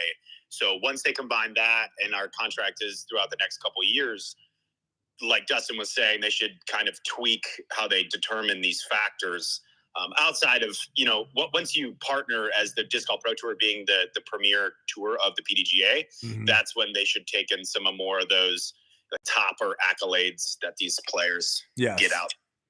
Yeah, and I would say too, like right now, the only real difference between the Disc Golf Pro Tour points winner, right, and the PGA Player of the Year would be the PGA Player of the Year adds in the majors, right? So it's like the whole Disc Golf Pro Tour season plus the majors, Player of the Year. You're probably going to get roughly the same player most years, I would guess, with the points. It would be tough to win the Disc Golf Pro Tour points and not win Player of the Year unless you just absolutely bomb in all the majors. But that's something, I guess, moving forward that they can decide. I'm just saying, it's kind of a joke award when, they've messed it up drastically. And again, it could go to Paul, it could go to Ricky. Either one is fine. But it went to Paul in this situation because he played more events than Ricky. Which is fine. Those additional points. Yeah, which is completely fine. The thing is like, regardless of whether Paige played more events or not, like it is very hard because Kristin just won so much. Didn't finish outside the top 3. She was on podium, and like I think another statistic too is the fact that prior to Ricky coming in and winning the Pro Tour Championships, Kristin won $103,000 this year and was the first male or female ever to make that much in the sport. And Paige made $60,000, so she made $43,000 more than her. And it's very, very interesting how that all played out. So that's such a memorable historical mark within our sport alone. So. Yeah, and I think again, they need to just redo their point system. I think that's a consensus, right? That, and I think too, this kind of will play itself out too a little bit more on the FPO side, because again, the FPO side right now is extremely top heavy, right? So if some of their top players go and have an off week, they can still get a top 3. Like, you can't tell me Kristin played, like in her mind, she played great every single tournament. There were some tournaments where I guarantee she would say, I didn't really play that great. I kind of didn't have my A game. She still finished 3rd, 2nd, and maybe even won it. You can't do that on the MPO side. And I think it's only a matter of time until the FPO side catches up to where you have an off week and all of a sudden you look and you're like, holy cow, I might not even be cashing. So I think that also plays a huge role, because players can just play in a lot of these tournaments and just kind of accumulate a bunch of points pretty easily. But we'll see how that moves forward. Okay, a couple more topics I want to reach on real quick. Unless, KJ, did you have something to say about this topic? You bounced me earlier. Oh, yeah, sorry. Yeah, no, Dustin Phil basically said what needed to be said, because I agree with them combining, like once the Pro Tour and PGA officially contracts wise and stuff like that, they just need to come up with like a voting panel, basically like a group of people that can constantly vote on, who is the player of the year and stuff. Because something like, this season, obviously Kristin was the, player of the year for the FPO side. Yeah, and the thing that we have that other sports don't is like everyone plays everyone all the time. Like, there isn't a real big European tour just yet. And we're seeing a lot of the big European players come over here. In other sports, like when you're trying to figure out who the MVP of the NFL is, well, you have players that are playing in different divisions, and some divisions have weaker defenses. So you're like, well, this quarterback wouldn't do that if he was in this division. There's a lot more speculation. In disc golf, we're all playing the same tournaments. We're all playing the same courses. It's a lot harder to speculate who's better than who. There's a lot more statistics where you can just literally match people up and be like, this is what this person did, this is what this person did, and kind of look at it that way, versus other sports when you're trying to figure out who the player of the year is. And same thing. Look at the NBA right now. When you're asking who the best player in the NBA is, you can go Giannis, you can go Luka, you can go. Some people are even saying Tatum. Like, you can go so many different routes in the NBA, but in disc golf, it's like it's pretty cut and dry. There's very few times where you're going to have 3 or 4 people where you're like, yeah, I could go to either one of them. So. Well, I have a question then. Do you think that we should just do away with these PDGA awards, since the Pro Tour is now the official tour of the PDGA? Well, no, they can. Not just a redundancy that doesn't need to be there. No, I can start. Shouldn't the winners just line up every time? I can start giving out debate night awards, and that doesn't mean anything. Like, awards don't mean anything unless people actually care about them. Like, that's, at the end of the day, awards mean nothing unless the fan base actually cares about them. So you look at something like the Heisman. The Heisman matters to so many people, players and fans alike. If everyone just like, dude, the PGA starts giving out. What's that? Oh, I think so. Okay. If I'm correct, Johnny Manziel won the Heisman over Derrick Henry. Can you clear that one up for me? Johnny Manziel was one of the most electric college football players of all time. Whoa. But Derrick Henry is actually might be the GOAT of running backs, and Johnny Manziel in college? Like, I'm saying, like, the Heisman definitely, like, it gives a status to college football. It definitely elevates. I'm not denying what you're saying. Yeah. I'm on your side in a way. But in terms of, like, the reputability and, like, maybe tied into what the future has to hold for these players who win the Heisman Trophy, doesn't, like, necessarily play out the way we see it in our eyes or in our scope or our lens. Oh, well, yeah. I mean, there's tons of people that have won the Heisman and have not panned out in the NFL. The college football and NFL is way different. I think one issue that the Heisman has is they love just kind of giving it, or at least nominating players that are on like the best teams, like quarterbacks that are on, like Stetson Bennett. You can say what you want about him, should not been invited to New York.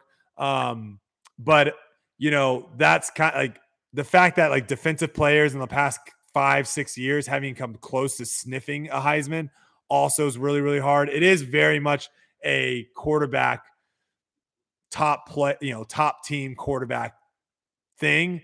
But my point being is like they still are giving it out and fans care about it and players care about it. If the PDGA continues to give out these player of the years, and also like what really comes with the player of the year, like who, like I don't know. We'll see what happens. I don't think. Open this up a little bit. I think I'll give a little clarity. Yeah, go for it. Like, I'm kind of young. I'm in my 20s. So, but when I was a kid, I really I like sports. I'm kind of fading away from sports a little bit. Just trying to focus on other stuff. But anyways, I was a kid and ESPN would always be on and they'd talk about the stats. Now it's all about the narrative. I don't know, maybe that kind of wraps in what you're talking about with like golf and all the other aspects of like the competition and who's going to get player of the year, who's going to get this award, etc. Yeah, you're saying there's more, it's more about storytelling and it's more like, yo, this guy had this, like when it was this is like a huge, big example of it when Russell Westbrook, he didn't necessarily, like he was possibly better when he was like 2012, 2013. And then in 2015, 2016, he had a triple-double and then he was like MVP. But like he shot better. I don't know. It depends on how you look at it. But what I'm saying is, yeah, definitely I'm speaking on the narrative is more important than like the statistics and the evidence to support what these players are doing for these awards. It's more. Yep. No, I mean, that's definitely. Totally agree, dude. Yep. Yeah, no, I agree with you. I think the narrative, having a story, giving fans something to care about, definitely holds a lot of weight in voters' hands, especially for the Heisman. I think that's probably why Johnny Manziel won it. I would have to go back and look at Derrick Henry's numbers because I don't really necessarily remember him that much in college, but I think narrative is it. My head on that one. I mean, you could look at other examples where I don't know.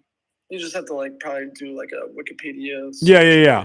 No, for sure. Like I don't think the person with the the most passing yards, the most touchdowns, I don't think that person necessarily always wins. Also because you have someone like yes. Like what were you going to give the Heisman to the Hawaii's quarterback? Was it Cole Brennan or whatever, where he like broke all those records? And Colt McCoy was about to win the Heisman. Look where he is. I mean, he's got a pretty good name and everything. Like great quarterback. Like, yeah. He was played for Texas, and his name's Colt McCoy. Like, yeah, I mean, not gonna lie. Like, how couldn't you be a fan of him? But I don't think he deserved like a space in the NFL or like even like a top draft pick. Like maybe it was like the Heisman again. The Heisman's is a college. I agree with you. Got to put in perspective in the scope. I like what we're getting on the same wavelength here, Brodie. Thank you for having me. Yeah, of course.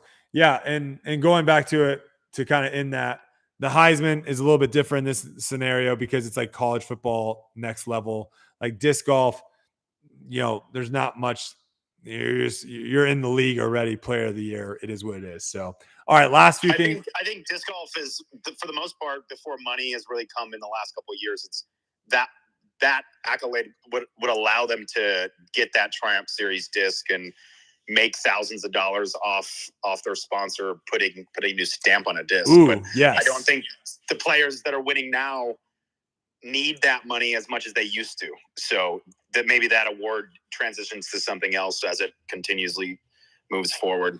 Well, and that's the other thing is like, Paul coming out with the player of the year disc, does that necessarily move the needle as much for Paul as it would if Isaac Robinson would have won player of the year, right? And I think that's what you're kind of getting at, is there's certain players that are winning this that back in the day, it moved the needle a lot more than it's moving the needle now. And that's a good one. All right. Rookie of the year. Again, another one where it's kind of like rookie of the year is also really hard to like. I was listening to a podcast today talking about it was actually Ariel Helwani on the MMA Hour. They were doing their Helwani awards or whatever. And they were talking about they don't even have a rookie. They weren't even giving out a rookie of the year. I think they gave out like comeback player of the year, and they also gave back out like most improved kind of.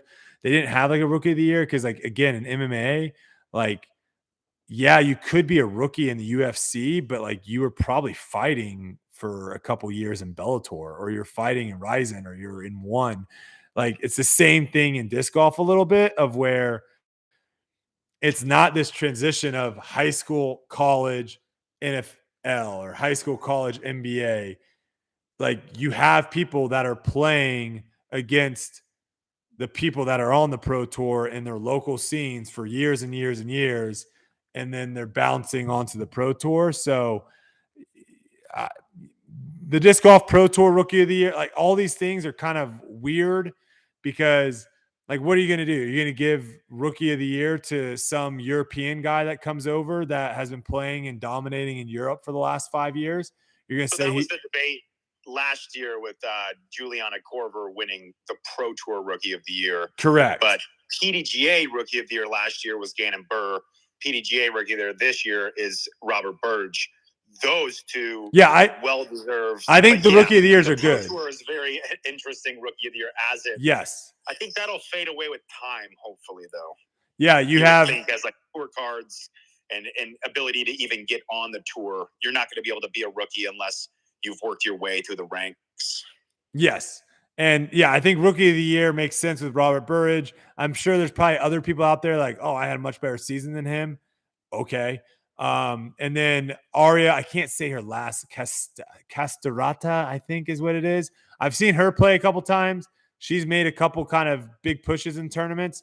So I think Rookie of the Year went to two great players, and two players that you probably will be hearing about in the years to come. But again, like it's just a weird Rookie of the Year is just like a weird one because it's like there's not really like these transitions. Like Rookie of the Year next year could theoretically go to like a 40-year-old person that decided to finally start playing disc golf on the Pro Tour. It could. So it's just a weird one of where you might have someone that's been playing in A tier and big tournaments for 20 years and then finally decide to make the jump. But I agree with Phil. I think as time kind of moves on, that will kind of work itself out. All right. A couple more things. We've got Paul announcing his schedule. Interesting. He's missing some big tournaments. He's missed the most interesting one is he's missing the Portland Open, which is one of two Elite Plus events this year. For those that don't know, this year we will be having Elite events. We will be having Silver events similar to last year. They're no longer Silver Series, no longer Elite Series. They are Elite events and Silver events. Silver events will be worth less points than Elite events. But we also have two elevated elite events, which are Elite Plus events. And those two events, your points will automatically count, like both of those will. You won't be able to drop those like you will some silver events and elite events. And those points are also 150%. So those points are highly elevated. And Interesting that he's going to be missing one of those. But the other interesting thing is he's doing a big Europe trip. So we'll see. Maybe he'll come out and talk about that if he's trying to build his brand, his name over in Europe more, and that's why he's doing it, or if he just wants to travel Europe for a couple weeks. But we'll see if anyone else decides to do something similar.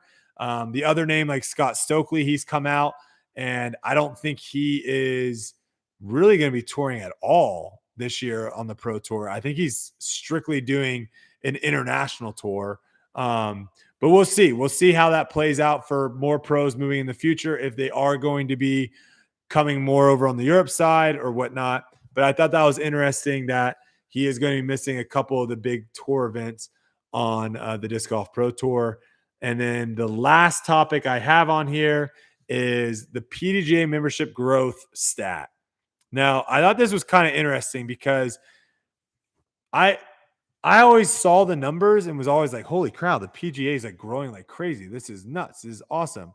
But I kind of forgot, like, yes, we are, like, the PGA is growing. They are getting a lot of new members. A lot of people are starting to play disc golf and do tournaments and stuff. But I kind of like the numbers I'm looking at, like, I have to remember there are a lot of people that just don't play disc golf anymore. And the way the PGA numbers works is just like, you literally just keep going up and up and up. So when they come out and say that, they have 240,000 members, a lot of those people aren't active, right? And so I'm looking at this right here. This is 2020 to 2021, these numbers. You've got active members. So even though the number is like 240,000 or however high it is, active members in 2020 was 71,000. Active members in 2021 was 109,000. So a good jump, like 38,000 new active members is a great jump. But again, I think sometimes those numbers that the PGA sometimes posts is a little misleading because you see like the 240,000, you're like, holy crap, there's a lot of people playing disc golf, when in fact only 109,000 are active. And as of New Year's, I don't know what the number is currently, but someone looked it up when the New Year hit, and I understand a lot of people don't activate their membership until they have to, until they're about to play a tournament or whatnot. But that number dropped to 45,000. So as of January 1st, 2023, there were 45,000 active members in the PGA. It'll be interesting to see how high that number climbs compared to last year, which we were at. The number was almost 110,000. But just something to think about, because I see those numbers and stuff, and you're like, oh man, there's almost 250,000 people playing. Not the case. So disc golf is. Oh yeah, go ahead, Phil. Yeah. I was gonna say I for sure bought 3 youth PDGA numbers for newborns of there you friends, go. family, yep, and stuff. And I know that's a very big thing in our sport to kind of secure a lower number. So I am always curious on how many of those new numbers are youth, and then how many of those numbers have even played a tournament within the first year. That would be a very interesting. That's a good number. Yeah, I would love to hear that number. So many people get them as gifts, and they never do anything with them again. Yeah, I know for a fact that the 3 I bought, 2 of them can't even walk yet. So yeah, good point. That's a great point. And I would say this too, like these are cool numbers to know. That would be a great number to know, like how many people are playing in tournaments. I think the PDGA has such a just the way they have it currently set up. It's so hard to probably put on a tournament that isn't sanctioned by the PDGA with insurance that they provide, but also the ratings. Like, so many players care about ratings so much. But again, that's something that I think will slowly phase out, where there will be a lot more tournaments out there available. You're seeing that with leagues. There's a lot of unsanctioned leagues that are very popular.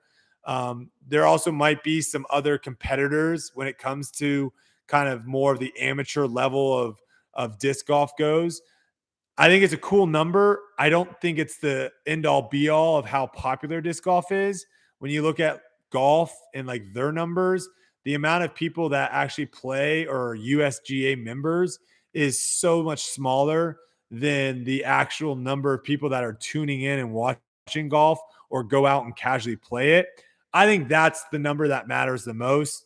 So to me, seeing how many people are tuning in to a live stream on YouTube during the final round of a Disc Golf Pro Tour event, that number, I think, holds a lot more weight in the growth of disc golf than necessarily how many members the PDGA has. Because again, for a sport to really, really grow and continue to kind of elevate, you need as many eyeballs as you possibly can on the top talent, on the top level, whatever that may be. And then everything kind of falls down from there. And, you know, that the highest level of congruent viewers across live for DGN and YouTube this season was, I think it was 51,000. And then the same following week, the Live Tour was in, I believe, Dubai or somewhere over Middle East, and they had 60,000 congruent viewers. So they bought a lot. They bought a lot of bots. Don't trust that 61,000 number. I also want to know how many unique UDisc users, period, not even people that pay for UDisc Pro, but I do believe that the UDisc Pro, who has a UDisc profile, because I think a lot of super casual players still do utilize UDisc. So that's at least, I think, the truest stat in our sport would be, I believe it would be who has a UDisc profile. Like how many downloads are on that? I don't know if that's something that we can publicly see on the App Store or from there, but because those are all unique IDs. Yeah, because disc golf is a playing sport. We are not the NBA. We are not the NFL. We are not the NHL. We aren't soccer. I don't think we're ever really going to be that. We are a playing sport. So the people that are sitting on their couch tuning in play disc golf. We're not going to get someone that doesn't play disc golf to watch. I just think that number is so small. So the most important thing, obviously, is to get more people playing, obviously. And then from that, trying to transfer. And that's obviously, Phil, what you guys are trying to do at the Pro Tour. You're trying to get those people that are playing for the first time or whatever interested in watching the professionals.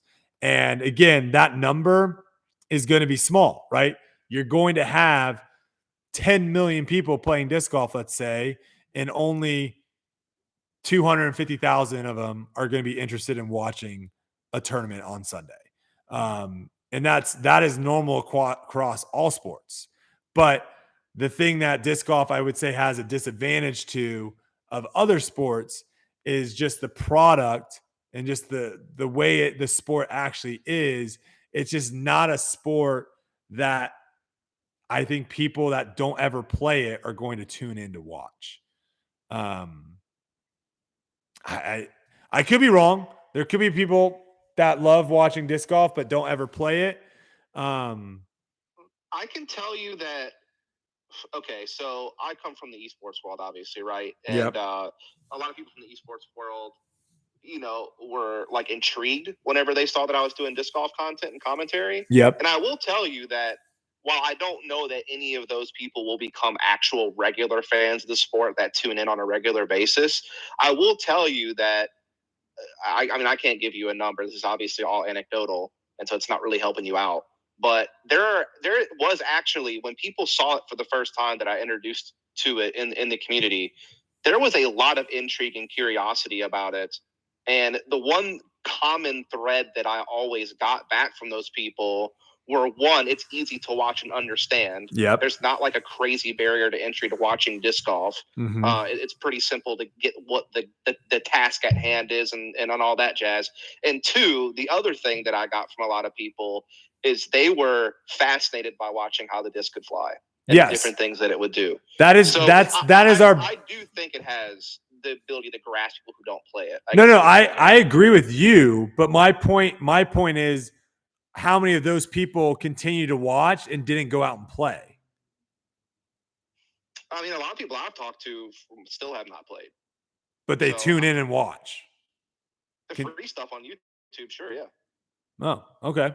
Now, transferring those people into DGN subscribers is a whole different ballgame. Sure. I just feel like that number is probably really small. Oh, you're right. It probably is very small. Because, like, I can watch NFL, I can watch the NBA, I can watch all these sports and not have any interest in going and trying to play a pickup basketball game or a pickup NFL game. And I don't know why that is. But a lot of those people probably did play it at some point in their life, though. That's probably what it is. It's probably because those sports are so much more demanding that I don't know. But also, I think that's the benefit that disc golf does have. I don't know if we're talking in circles at this point, but the benefit that disc golf does have is like you can just go out and play it by yourself. You don't need anyone else around you, and you don't have to be good, and still you can still have fun and not be good. And you can play for a very long time throughout your life where, football, like I would be very nervous to go out and try to play a pickup game of football right now. So I don't know if that's why I don't do it. But then again, like I never really played pickup football like in college. Like that wasn't something that I was like interested in doing, but I watched so much college football.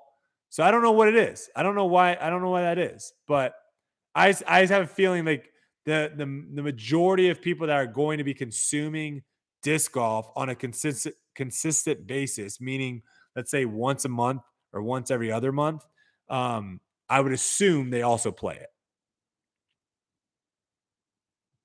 That would be my assumption. Yeah, I agree with you. Just going back to that UDisc stat, there's just been over 47,000 people that have rated the app. So Jeez. That's kind of a decent number because I know myself, I don't always rate apps, but I'd say there's at least casually the number of PDGA recorded players. There's probably the same amount, if not more, casual players. And that number is just pretty skewed regardless. Yeah, and I think that's the Pro Tour's, their main goal. This is what I would think. Your guys' main goal is not so much how do we get people that don't play disc golf interested in watching disc golf. I think it'd be how do we get people playing disc golf to watch disc golf, right? Because you just said your highest number was 50,000.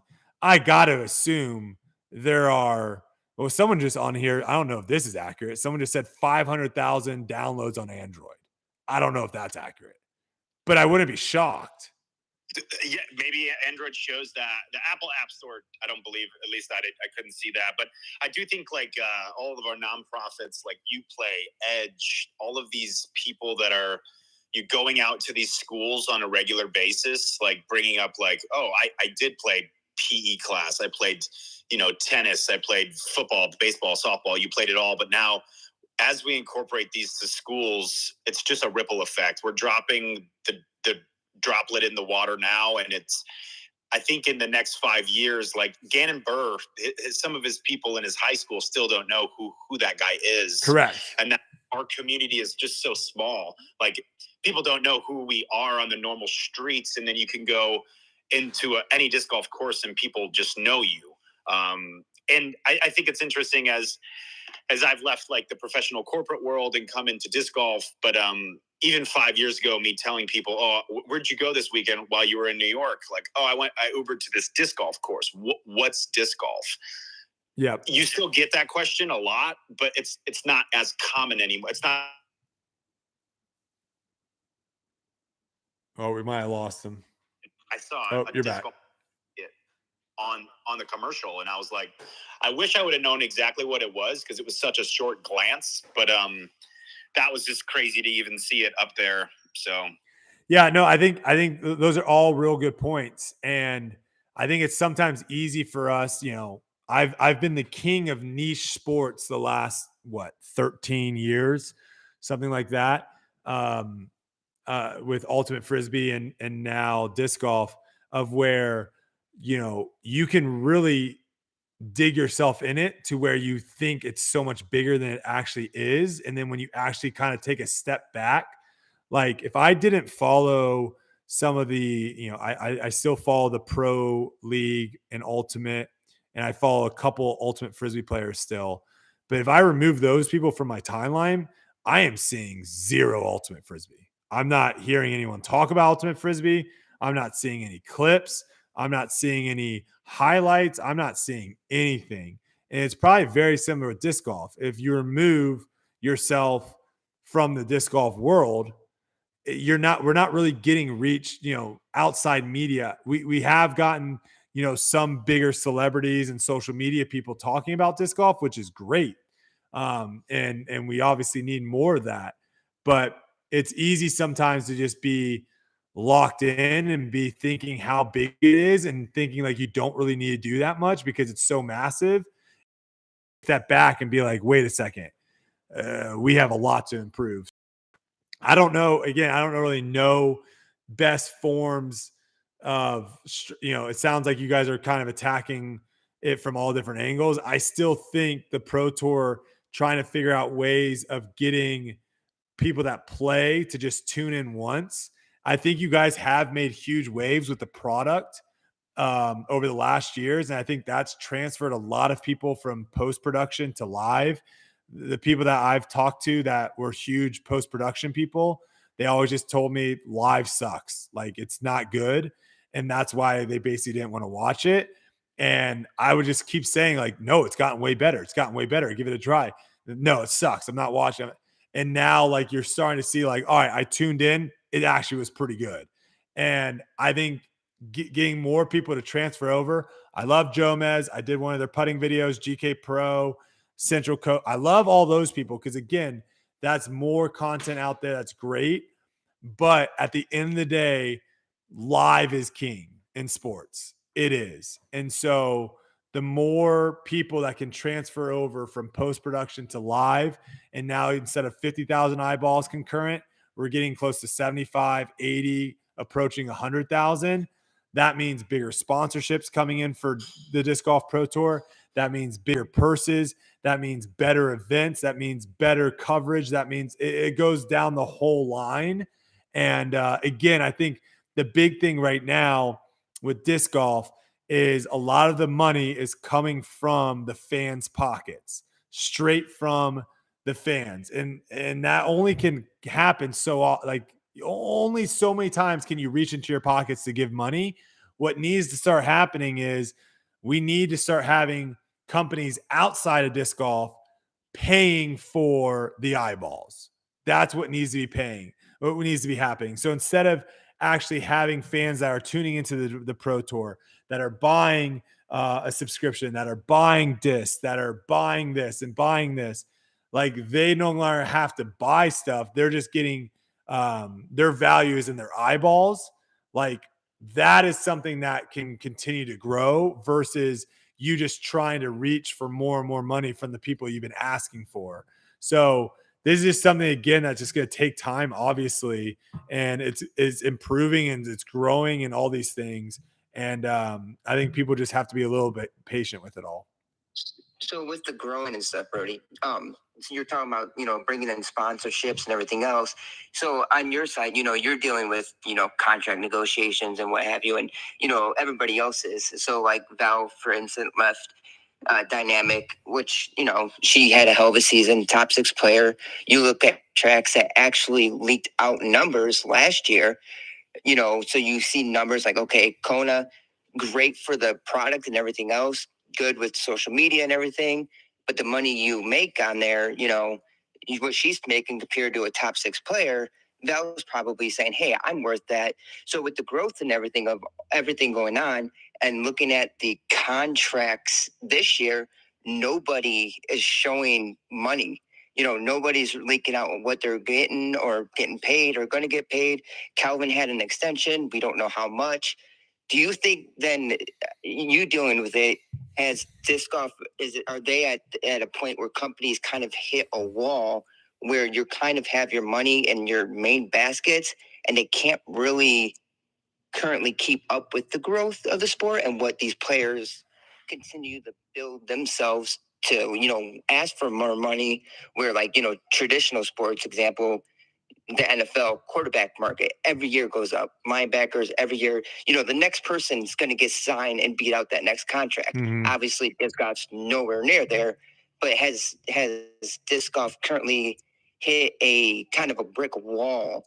And is that why we're not seeing current money being leaked out and stuff? Because companies have like Dynamic, you have Ricky, Yep. Kona. That's a lot of money into 2 players. Yep. So they can't really afford to give anybody else what they may be asking. But there's only so many manufacturers out there. Yeah, so I'll give you a couple like what is it? Anecdotal? Is that the word? I suffer. Anecdotal. Thank you. Anecdotal. I'll give you a couple of those. So the first one is the sponsorship like numbers. I don't necessarily think that is beneficial for anyone involved. Someone can disagree with me on this, but I think you're starting to have. I agree, but disagree. I think the only thing it's beneficial for is for the other players trying to get a contract that don't know their value, how they match up. But it's not. It doesn't need to be shared anywhere else. Correct. The only thing it's beneficial for is if you're a player that says, "Oh, you're going to give me $5." That sounds great, and then you don't realize that the person next to you is like $5. No way, I want 10, and they're like, "All right, we'll give you 10." I've had plenty of conversations over the years with companies where my agent will reach out to me and say, "Hey, they offered this amount of money. Do you want to do it?" And I'll say, "That sounds good, but let's see if we can get more." Like I'm going to be okay with accepting $20,000, but let's see if we can get more. And so they'll go back and say, "All right, we won't do it for 20, but how about 30?" And the company will say, "We can't do 30. Can you do 27?" And we'll be like, okay, I think we can make 27 work. When in fact, I would have done it for 20. I think there wasn't that much of that going on in disc golf. It was a lot of just companies saying, "Hey, we're going to give you this." And the player being like, "Yep, that sounds great." And then once you start realizing what other people around you are getting, you're like, "Holy cow, I'm getting underpaid." I think that's behind the scenes.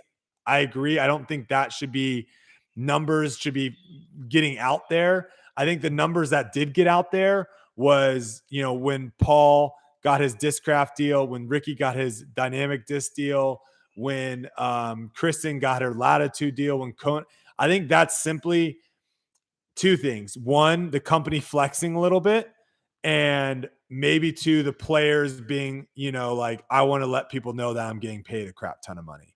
I don't think outside of that, it does really any value. You don't know other pros' sponsorship money. You have no idea what other pros are making sponsors, unless the sponsor wants to make that not common, unless the sponsor wants to come out and say it, or the pro themselves wants to come out and say it.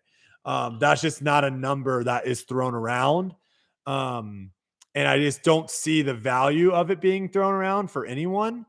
And the only other thing I'll say, and maybe someone else wants to chime in and disagree with me here. We got another person wanting to say something. But the other thing I'll say on that is something that Foundation just did is we hired someone, and and again, this is, I think, how a lot of these companies are operating.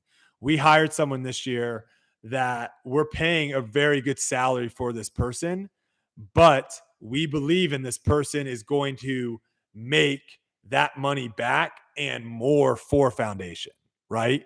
And so we are willing to risk that big salary on this person because we believe that they're going to help Foundation be more successful. I think that's how all these companies should be operating, of where if you look at me and you could think like, "Oh my gosh, okay, we have $500,000 to spend this year." And you look at me, let's say, and you're like, "Oh gosh, he's asking for this amount of money. That's so much money."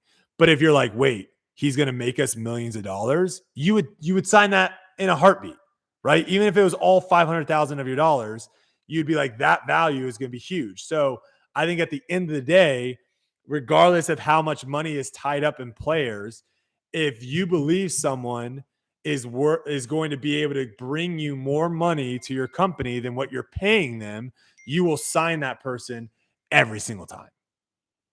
You should every single time. For a business standpoint, yes, 100%. But as a player, standpoint of it, like I think, as the value of contracts, what people are getting paid and stuff, it's hard right now because like disc golf is growing, right? We're getting, as you said, there's more people playing and everything else. But I feel like it's very like it's kind of stuck right now where like, you want the players to earn more. You want them to be able to make a living while playing. I don't mean to cut you off real quick. I don't think it's stuck. I just think there are some players, and I'm not trying to be rude.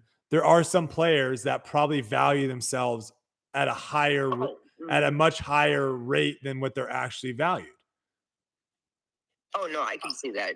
But go ahead, Phil. Yeah, I'd like to just say I used to do work with Marriott Hotels back in the day, and I reached out to a contact. He's the chief marketing officer and VP of Marriott Hotels Europe. I did some with Marriott a couple years ago, actually. Yeah, he knew nothing about disc golf. He lives in London. When I talked to him, to try to come back, what he was blown away with outside of the sport, sharing some contracts that I know about to say, yeah, this is a pretty legitimate sport. Some players are making that. He was mind blown. Like, no way someone's getting paid any of that. So I think it's good that a couple of them did release it. Does it need to continue that way? I don't believe the public needs to know any of their salaries moving forward.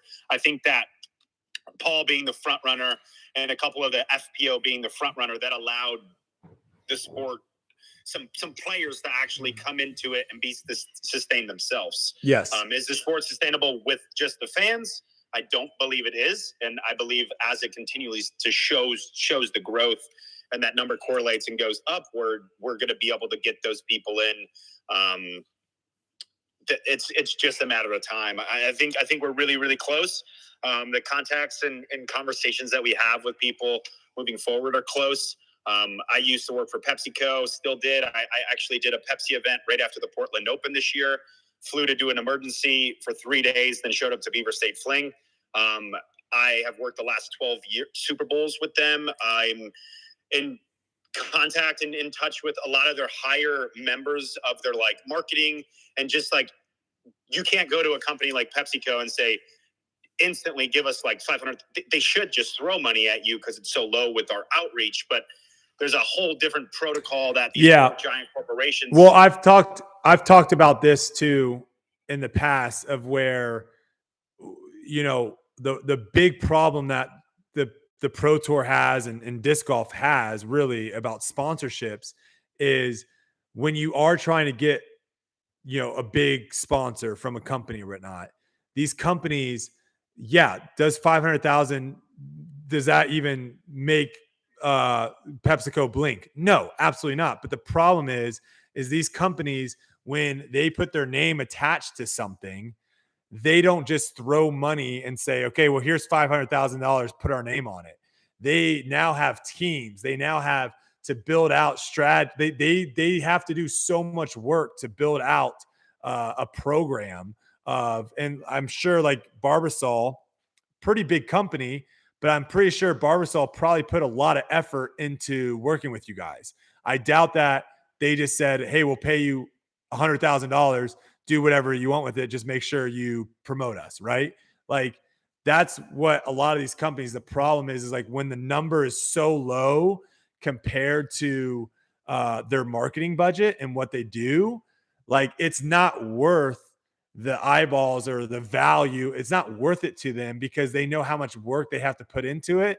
And they have to make sure that, their lawyers are looking over everything and making sure that they're not tied to an organization that's going to do something bad and their name's attached to it. There's so much more that goes into it. So I don't know if that's some red tape that you guys have had with some companies, but 100%. But that's something that a lot of people don't realize of like, why wouldn't PepsiCo want to sponsor a Pro Tour event? It's like, well, it's not because the money And once that is happens, though, yeah. that's when the floodgates slowly, like, we're there within, I'd say almost now, like once it's really happening, and then I'd say for sure within 2 to 3 years, like, and whoever comes now, like in the beginning is going to be reaping the benefits from like the people that started this, like laid the foundation and truly believed in the sport at the thing. But the sport's still so young. Like, yes. I think that we're just blessed in our life to have the technology to live stream it and to do everything else for ideally a pretty low cost when it comes to like a giant sports arena broadcasting. Yeah.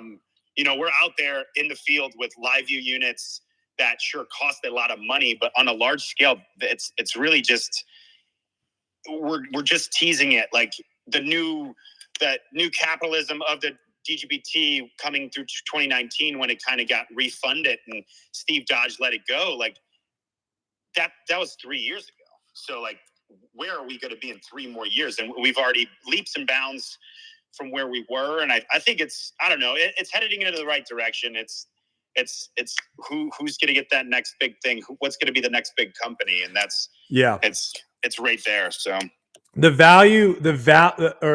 should say the product that the Pro Tour puts on for the money that they have into it is bar none. Like the Pro Tour makes the absolute most of what they have. And that is a great sign, because to me, that makes me feel like as more money comes into it in the production, equipment, all those things, as those things continue to elevate, that the product will continue to elevate, versus you have all the bells and whistles and the product's just trash. So what you guys do. Yeah, I mean, 2 years ago, go ahead. Our spectator numbers are increasing drastically, right? Yeah. Like 2019, it just started to like really take off on a large scale. Nate Heinel was one of the first TDs to say, yeah, I'm going to ticket worlds and make people pay. People freaked out. Fast forward, boom, you have COVID.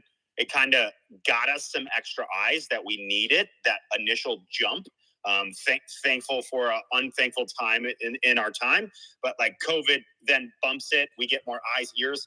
Now what we're running into, and you've seen it on the road, Brodie, is like, how are we're struggling if we're not at a golf course. How do we put 3,000 fans into this park that doesn't have parking? So we're at this like great spot. And once we get to, oh, wow, we have 5,000 to 10,000 fans.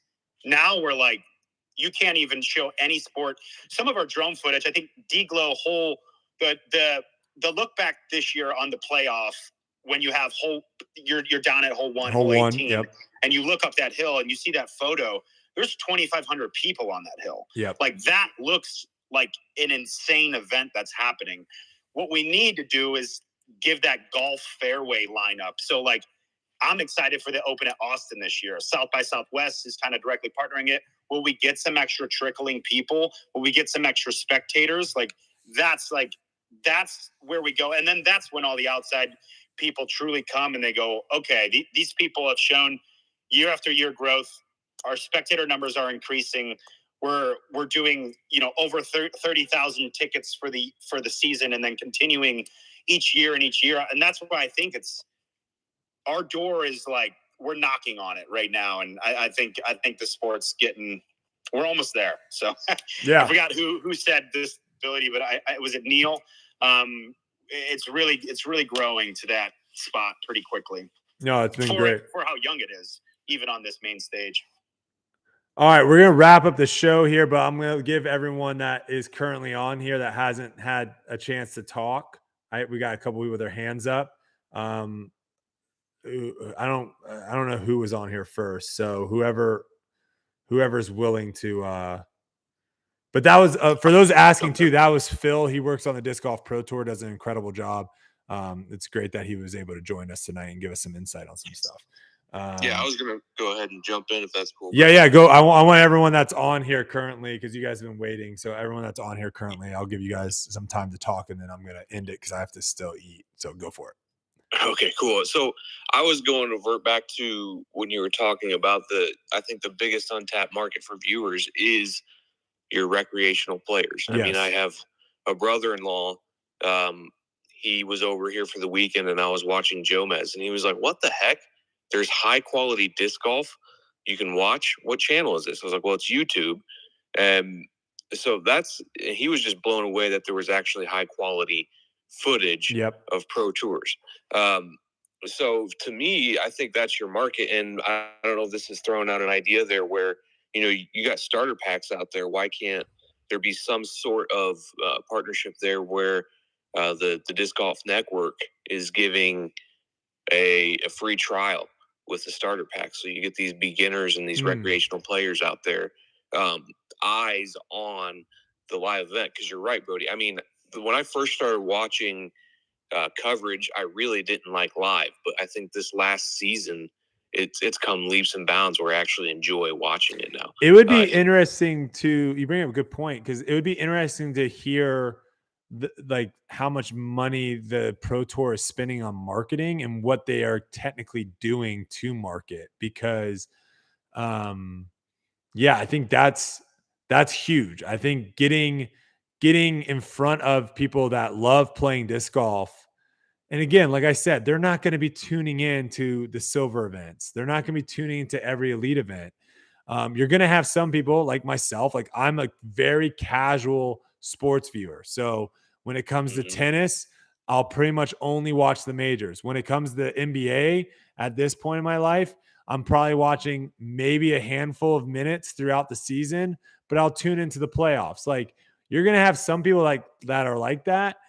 But that's better than not having them watch anything. So I'm with you. I think trying to find creative ways of how do we get these people that play once a week, that do it recreationally, how do we get them out there watching?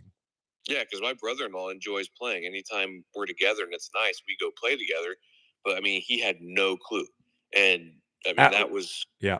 I was going to say, Alan Wee just came in with a donation. He said, I think live coverage will increase the value of players and attract more talent. I think that's a huge one. I think that's a big one, because if you have someone that is, let's just say, like a varsity level athlete in high school, or let's say a D3 level athlete in college, and they still want to compete in something, but they can't do it. They can't do their sport at the professional level. If they figure it out, like, oh my God, you can make this much money playing disc golf, and then they try disc golf and they fall in love with it and it's awesome, that's going to be great. That's going to be great. We're going to get way more athletes over in disc golf. And you'll still have the people that, are really good at disc golf and you're like, they don't look athletic at all, but they've just been playing it forever and they have great hand-eye coordination or whatever it may be. There's players like that in other non-athletic sports, because disc golf is a non-athletic sport. You don't have to be an incredible athlete to be good at disc golf. It helps, but you don't have to be. But I can't see people that have that mentality coming over to disc golf hurting the professional side. If anything, I think it's just going to make it harder to be a professional disc golfer, and that's a good thing. Yeah. Well, thanks for letting me chime in. Yeah, of course. Thanks for calling in. All right, who else we got? Hey, Brodie, I want to just touch back on a subject that I heard you talk about earlier. I think you're like the only person in the disc golf, like, sport media world that I've heard talking about this and thinking about it this way. But like you said earlier, and I think it comes from your background outside of disc golf. You understand kind of like how the consumer business world works. But like in disc golf, when these companies invest money into sponsoring a player, generally the idea is to do that with the thought to recoup that money plus more. Yes. And I think that nowadays, you have some. Well, here, let me cut you off real quick though, real fast before you say. I want to make it sure, like, you're not recouping that money simply off of that player, though. I want to make that known of where that player is still a marketing tool of where there is value, and it's not just simply we're paying this person $100,000 and we can look at and see that we sold $110,000 of their discs, so we made money off of them. You have to look at also the value of how many new players they got throwing those discs, how many people they've got switching from different manufacturers. All those things come into play, not simply just how many discs you sold for them. Continue though. Yeah, and so like that being said, I think with like, and this goes back to another point you were talking about with like all these like players like stating their contract information, how much money they make, etc. Do you think that is causing like maybe a temporary like inflation in like disc golf sponsorship contracts, or do you think that like the amount of money that these players paid is sustainable? Like, well, because I'm some players like yourself and like Paul and like even guys like Ezra that are like have like off the course like media value that they add to the company, but there's a lot of players that don't like Calvin's one, for example, that doesn't really have that outreach outside of what they do just strictly on the course. Yeah, I mean, I don't think we're in a live tour situation where, you know, they're money washing and they're giving players outrageous amounts of money that makes absolutely no sense. Do I think maybe some manufacturers got a little too overhyped with the growth of disc golf the last couple of years and maybe did throw a little bit extra money at some players than maybe what their value was? Potentially. But at the end of the day too, like if you have to maybe overpay someone a little bit to get them to go to, you know, sign with you instead of signing with someone else, that might be a risk that you're willing to take. But I think again, all this stuff kind of levels itself out. Like, you know, I think that's why a lot of 1-year deals happen in disc golf, because companies aren't willing to really, you know, give that much, a value assessment, I guess you can say, can change year after year very quickly with where disc golf is currently. So that can be a good thing and a bad thing, right? Because you could theoretically sign for 1 year for $20,000, go out, ball out of control, and be like, all right, pay me, right? But then you also could go out and play terrible and then be like, you're not worth $20,000. You didn't really do much for us. You're gone. So at the end of it, you know, I think as more of these companies come into play, I think Lonestar has definitely thrown a wrench in some of these companies' plans. I think Infinite, having some retailers clash. I think the more the better, because again, you want competition. You don't want to have a situation where players like, if I don't go, yeah, I could use a glass. I should have got a glass of water, but we're only gonna go for a few more minutes here. That's the only thing I raised my hand back to say was, Brodie, you should get a drink. Yeah. Well, we're almost done. We're wrapping up here. But if I'm a player and I have literally this contract to pick from or this contract to pick from, and those are my only choices, that's going to be way worse than if I have 15, 16 different contracts to pick from. And again, it's one of those things of where you can do company A is offering me this, and then you go back to company B and they're like, well, we'll offer you this. And then company C offers, and you can play that game a little bit. So I think these things will all kind of play itself out. Yeah, and like just to wrap up my point, like you hear Hunter and Trevor talking about it on Grip Locked when they talked about the whole player.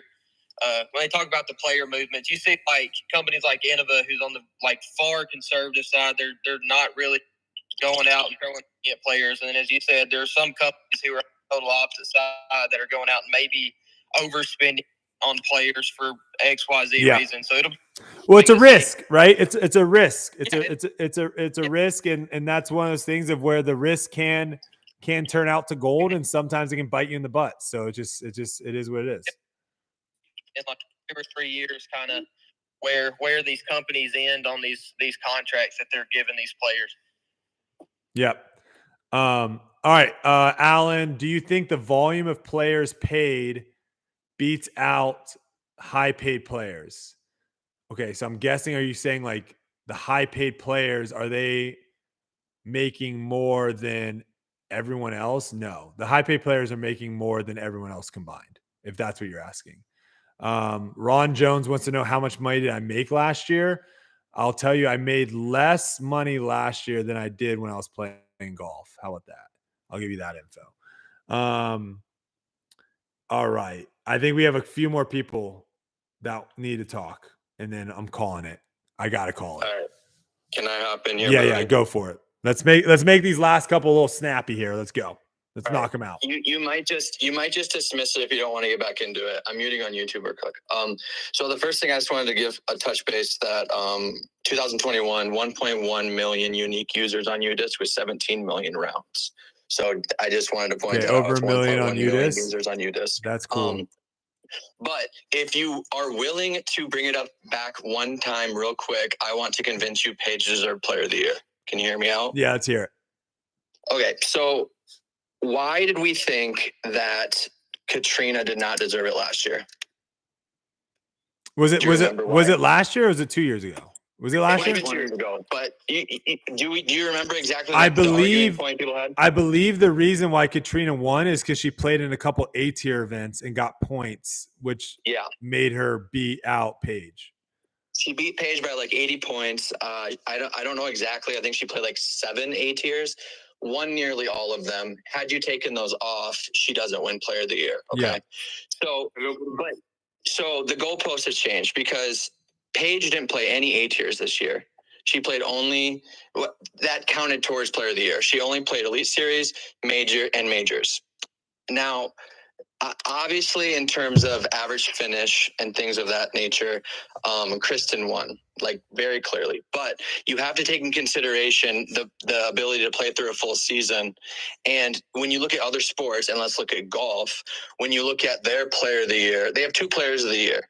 They have PDGA America, which is by points, and then they have a vote. So if you want to say, let's get rid of this and just have a voting, just with the players. I'm not exactly sure who votes for that. I think it's players. If you want to do that, that's cool. But if you want to go by points, then Paige earned it. She played only like what we consider important events. And if we look again at like the FedEx Cup, everything counts. So, if you play more events, that, and again, I'm not saying A-tier should count. We all agree with that. But if you're playing events that matter and your opponent can't play in them because they don't want to or because they're hurt, you should get some credit for that. Right? Yeah, no, so I think I agree with you in the fact that we shouldn't be penalizing Paige for playing in more events. I agree with that.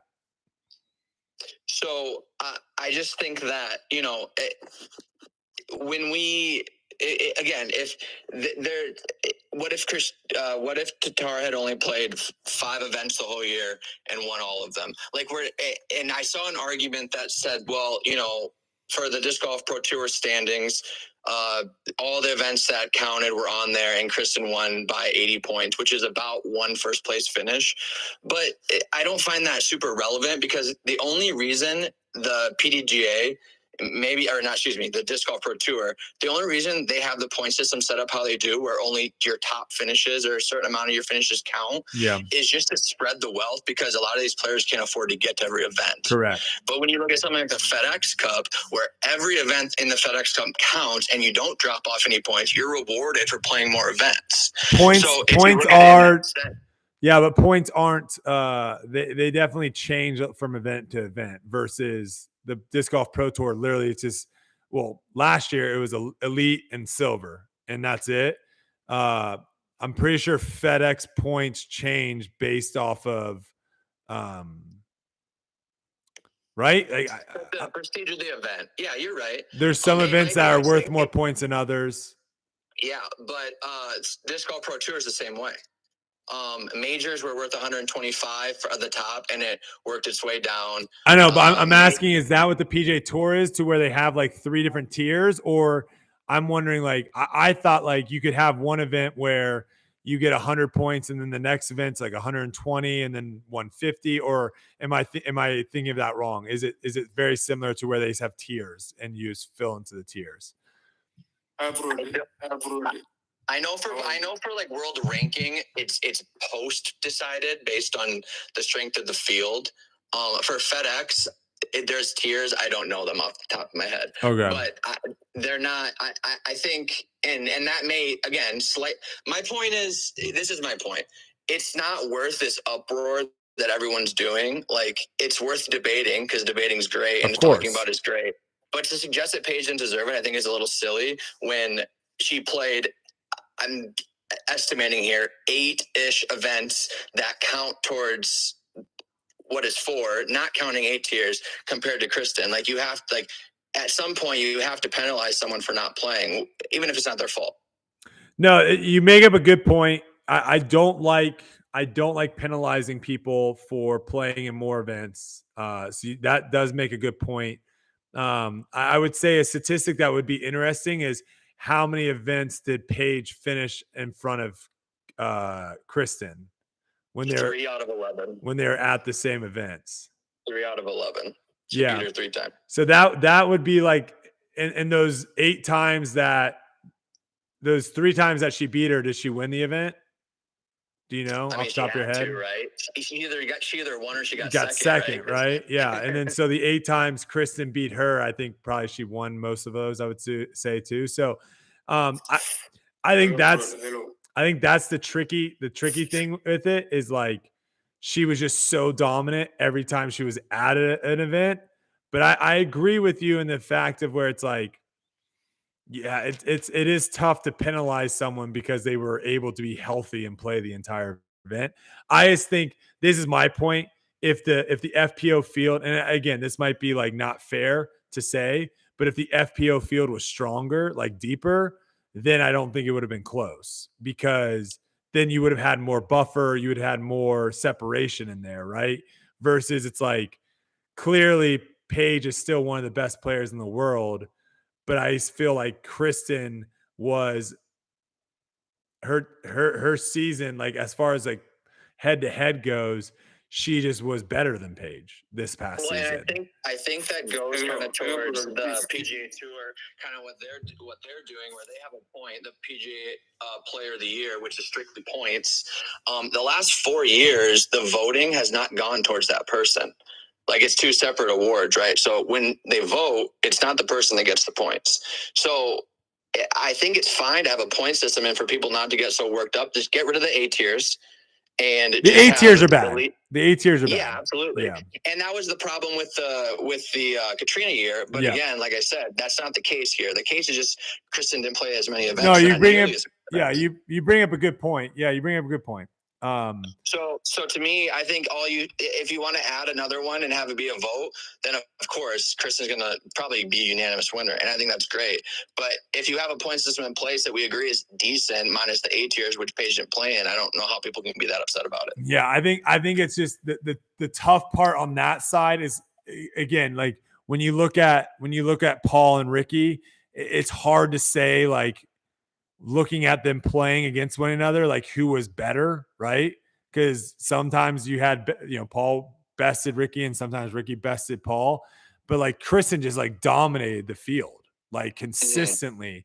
So I think that's where it's like tough, is because, when Paul would have a bad tournament, there was tons of guys that would beat Paul. And when Ricky had a bad tournament, there was tons of people that would beat Ricky. But it's like when Kristin had a bad tournament, she got third.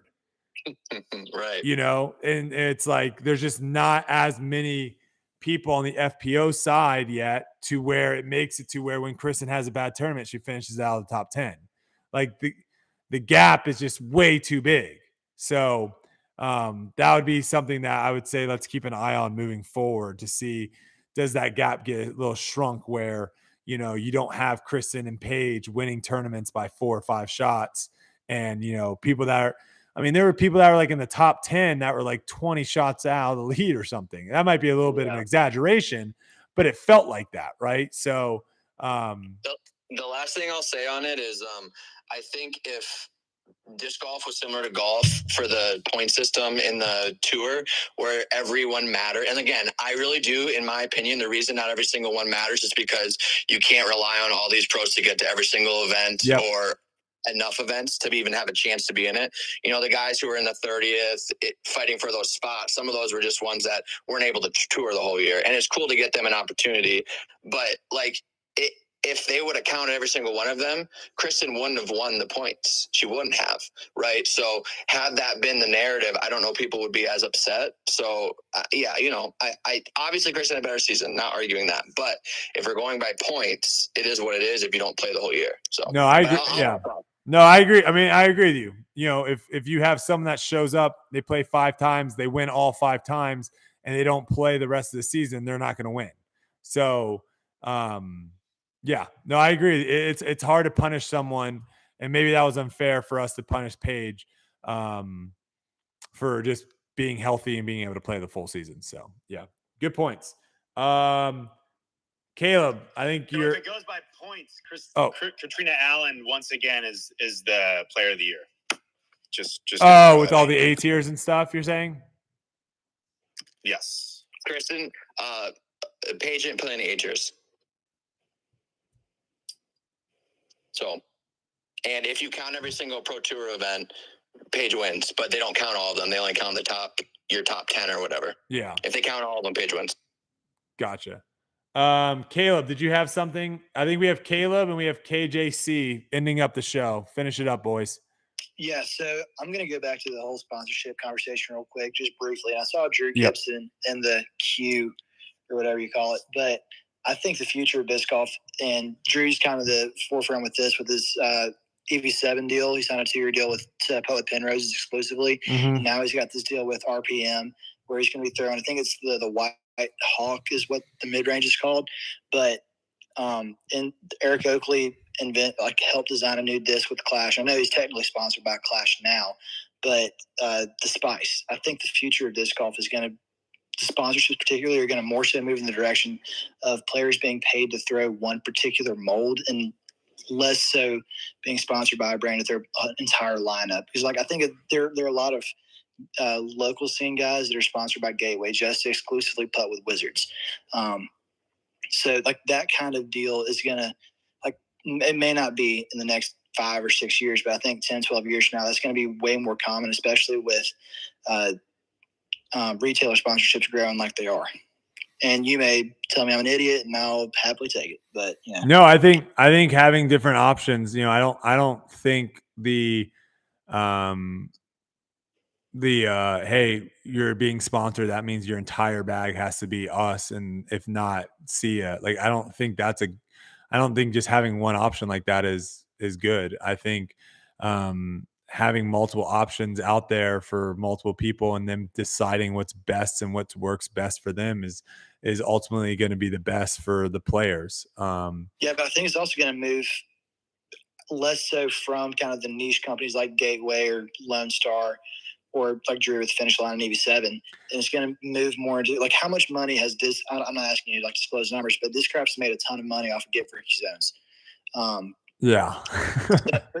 With Paul's PM line. Yeah. There's just too much money there to where I don't know what your plans are or whatever, but let's say it was the bull snake with Lonestar. If you were to just start throwing bull snakes instead, then they would make a ton of money off of that mold. Then they don't really care if you throw warbirds or middies or whatever else in their lineup because they're making their money off of you throwing bull snakes. Yeah, I think that the issue with doing the one disc thing, I think it makes sense for a putter, right? Because it's this is the only putter you can putt with, right? If you're putting, it has to be this putter. That makes sense.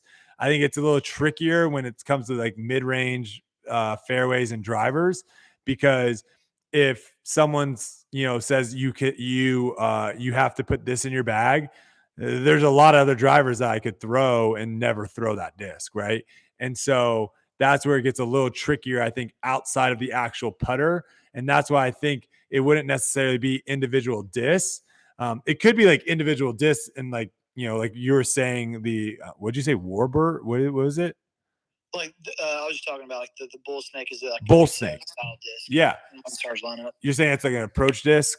Yeah. Okay, so for that, they could be like, all right, we really want Brodie to push this, but in order for us to make sure like he's pushing that disc, he has to throw all approach discs have to be Lonestar, right? Because if I just said, yeah, I'll put this disc in my bag for $100,000, what's stopping me from never throwing it and throwing a A3 and throwing Get Freaky Zone or throwing a pig or whatever, and I never just throw the disc. It's in my bag, but I'm never throwing it. So that's where I think outside of putters, they would have to make it to where like that entire section of your bag, mids, fairways, drivers, that entire section of your bag would have to be like their manufacturer. Well, and that there's some validity to that, but I think a lot is going to be figured out. Just like how many, we'll say like Drew's throwing the White Hawk or whatever that disc is called from RPM. If that disc sells like crazy, then maybe there is like some validity to just having that disc in your bag. Because he made like one YouTube video about it, and I'm sure it sold a good few many after that. But but it also might be one of those things of where, again, like his contract might be where the more that they sell that, he gets more money. The issue is if you have a contract where they're just giving you $100,000, throw this disc, we'll give you $100,000. I have no incentive on throwing that disc. Like I'm going to throw the disc that's going to make me have the lowest score possible. And so I'm no longer forcing that disc because like if a million of them sell or 5 of them sell, I still make $100,000, right? So well, at the same time though, and I might be hurting my own case here, how can you justify whether like if you and me are both throwing the buzz, like obviously I know that you're gonna sell more buzzes than I am, but how can we break down if someone just buys a disc from Foundation, how can we justify whether I got them to buy that buzz or you got them to buy that buzz, So you can't. So that's where you have to just like, that's where these manufacturers have to do a little bit more research and a little bit more digging into a value of a player. Because if you're only valuing a player on how much disc they move with their name, they move with their logo, if that's all you're evaluating that player on, and you're not evaluating, oh wait, like they throw this disc and they probably got a whole bunch of other people to buy it, but they don't have that disc, under their line or whatever. Like that's a lot of value. And if you're missing that out and someone else realize it and pays you what you're worth, you're probably going to lose some people. So yeah, I think that's a part of the manufacturer game of where I think manufacturers probably had it a lot easier in the old days because they would just give Tour Series discs, and based off of how well your Tour Series discs, that's how much money you got. But now, people are being a little bit more aggressive and being like, no, we're going to pay you this amount of money. And now companies are having to be a little bit smarter at how they do it. So, yeah. All right. That's a good one. I think that's it. I think we ended it. Caleb, good question, Don. Thanks for calling in. Thanks for everyone for calling in tonight. If you're still listening on Twitter Spaces, thank you so much. We are live on YouTube right now. This is the Debate Night podcast, which, I think this was a pretty good episode. And you know what? It's going away. So the question is this the new podcast format of where I just do a Twitter space? Let me know. If you're listening to this later on and you loved it, come over to the YouTube and drop a comment and let us know, because the way that this show is moving forward, it's going to be much more of a, like, not game showy, but much more of a, like, a points base where we're going to have a couple people and we're going to be talking about it, similar to Around the Horn. If you've watched Around the Horn, it'd be a similar kind of format to that. Trevor will be the host of it, and it will be, I will be a much smaller part on that because I will be there with 3 other people, and I'll give my little 2 cents here and there, but I won't really have a lot of time to dive into certain topics and whatnot. And especially we wouldn't really have call-ins on a show like that. So I wonder if this maybe just be the new podcast where I just jump on here, do a live with you guys. I love the live chat on YouTube. I love the Twitter Spaces. I'm a big fan of how this actually worked out. Quite frankly, I thought it was actually a lot of fun. So maybe this is it. Maybe this is like the new show that we were maybe trying to figure out, and then we have the Trevor show as well. So that way we can get all of our, cross all of our T's and dot all out of our I's. I'm going to throw Phil in here one more time.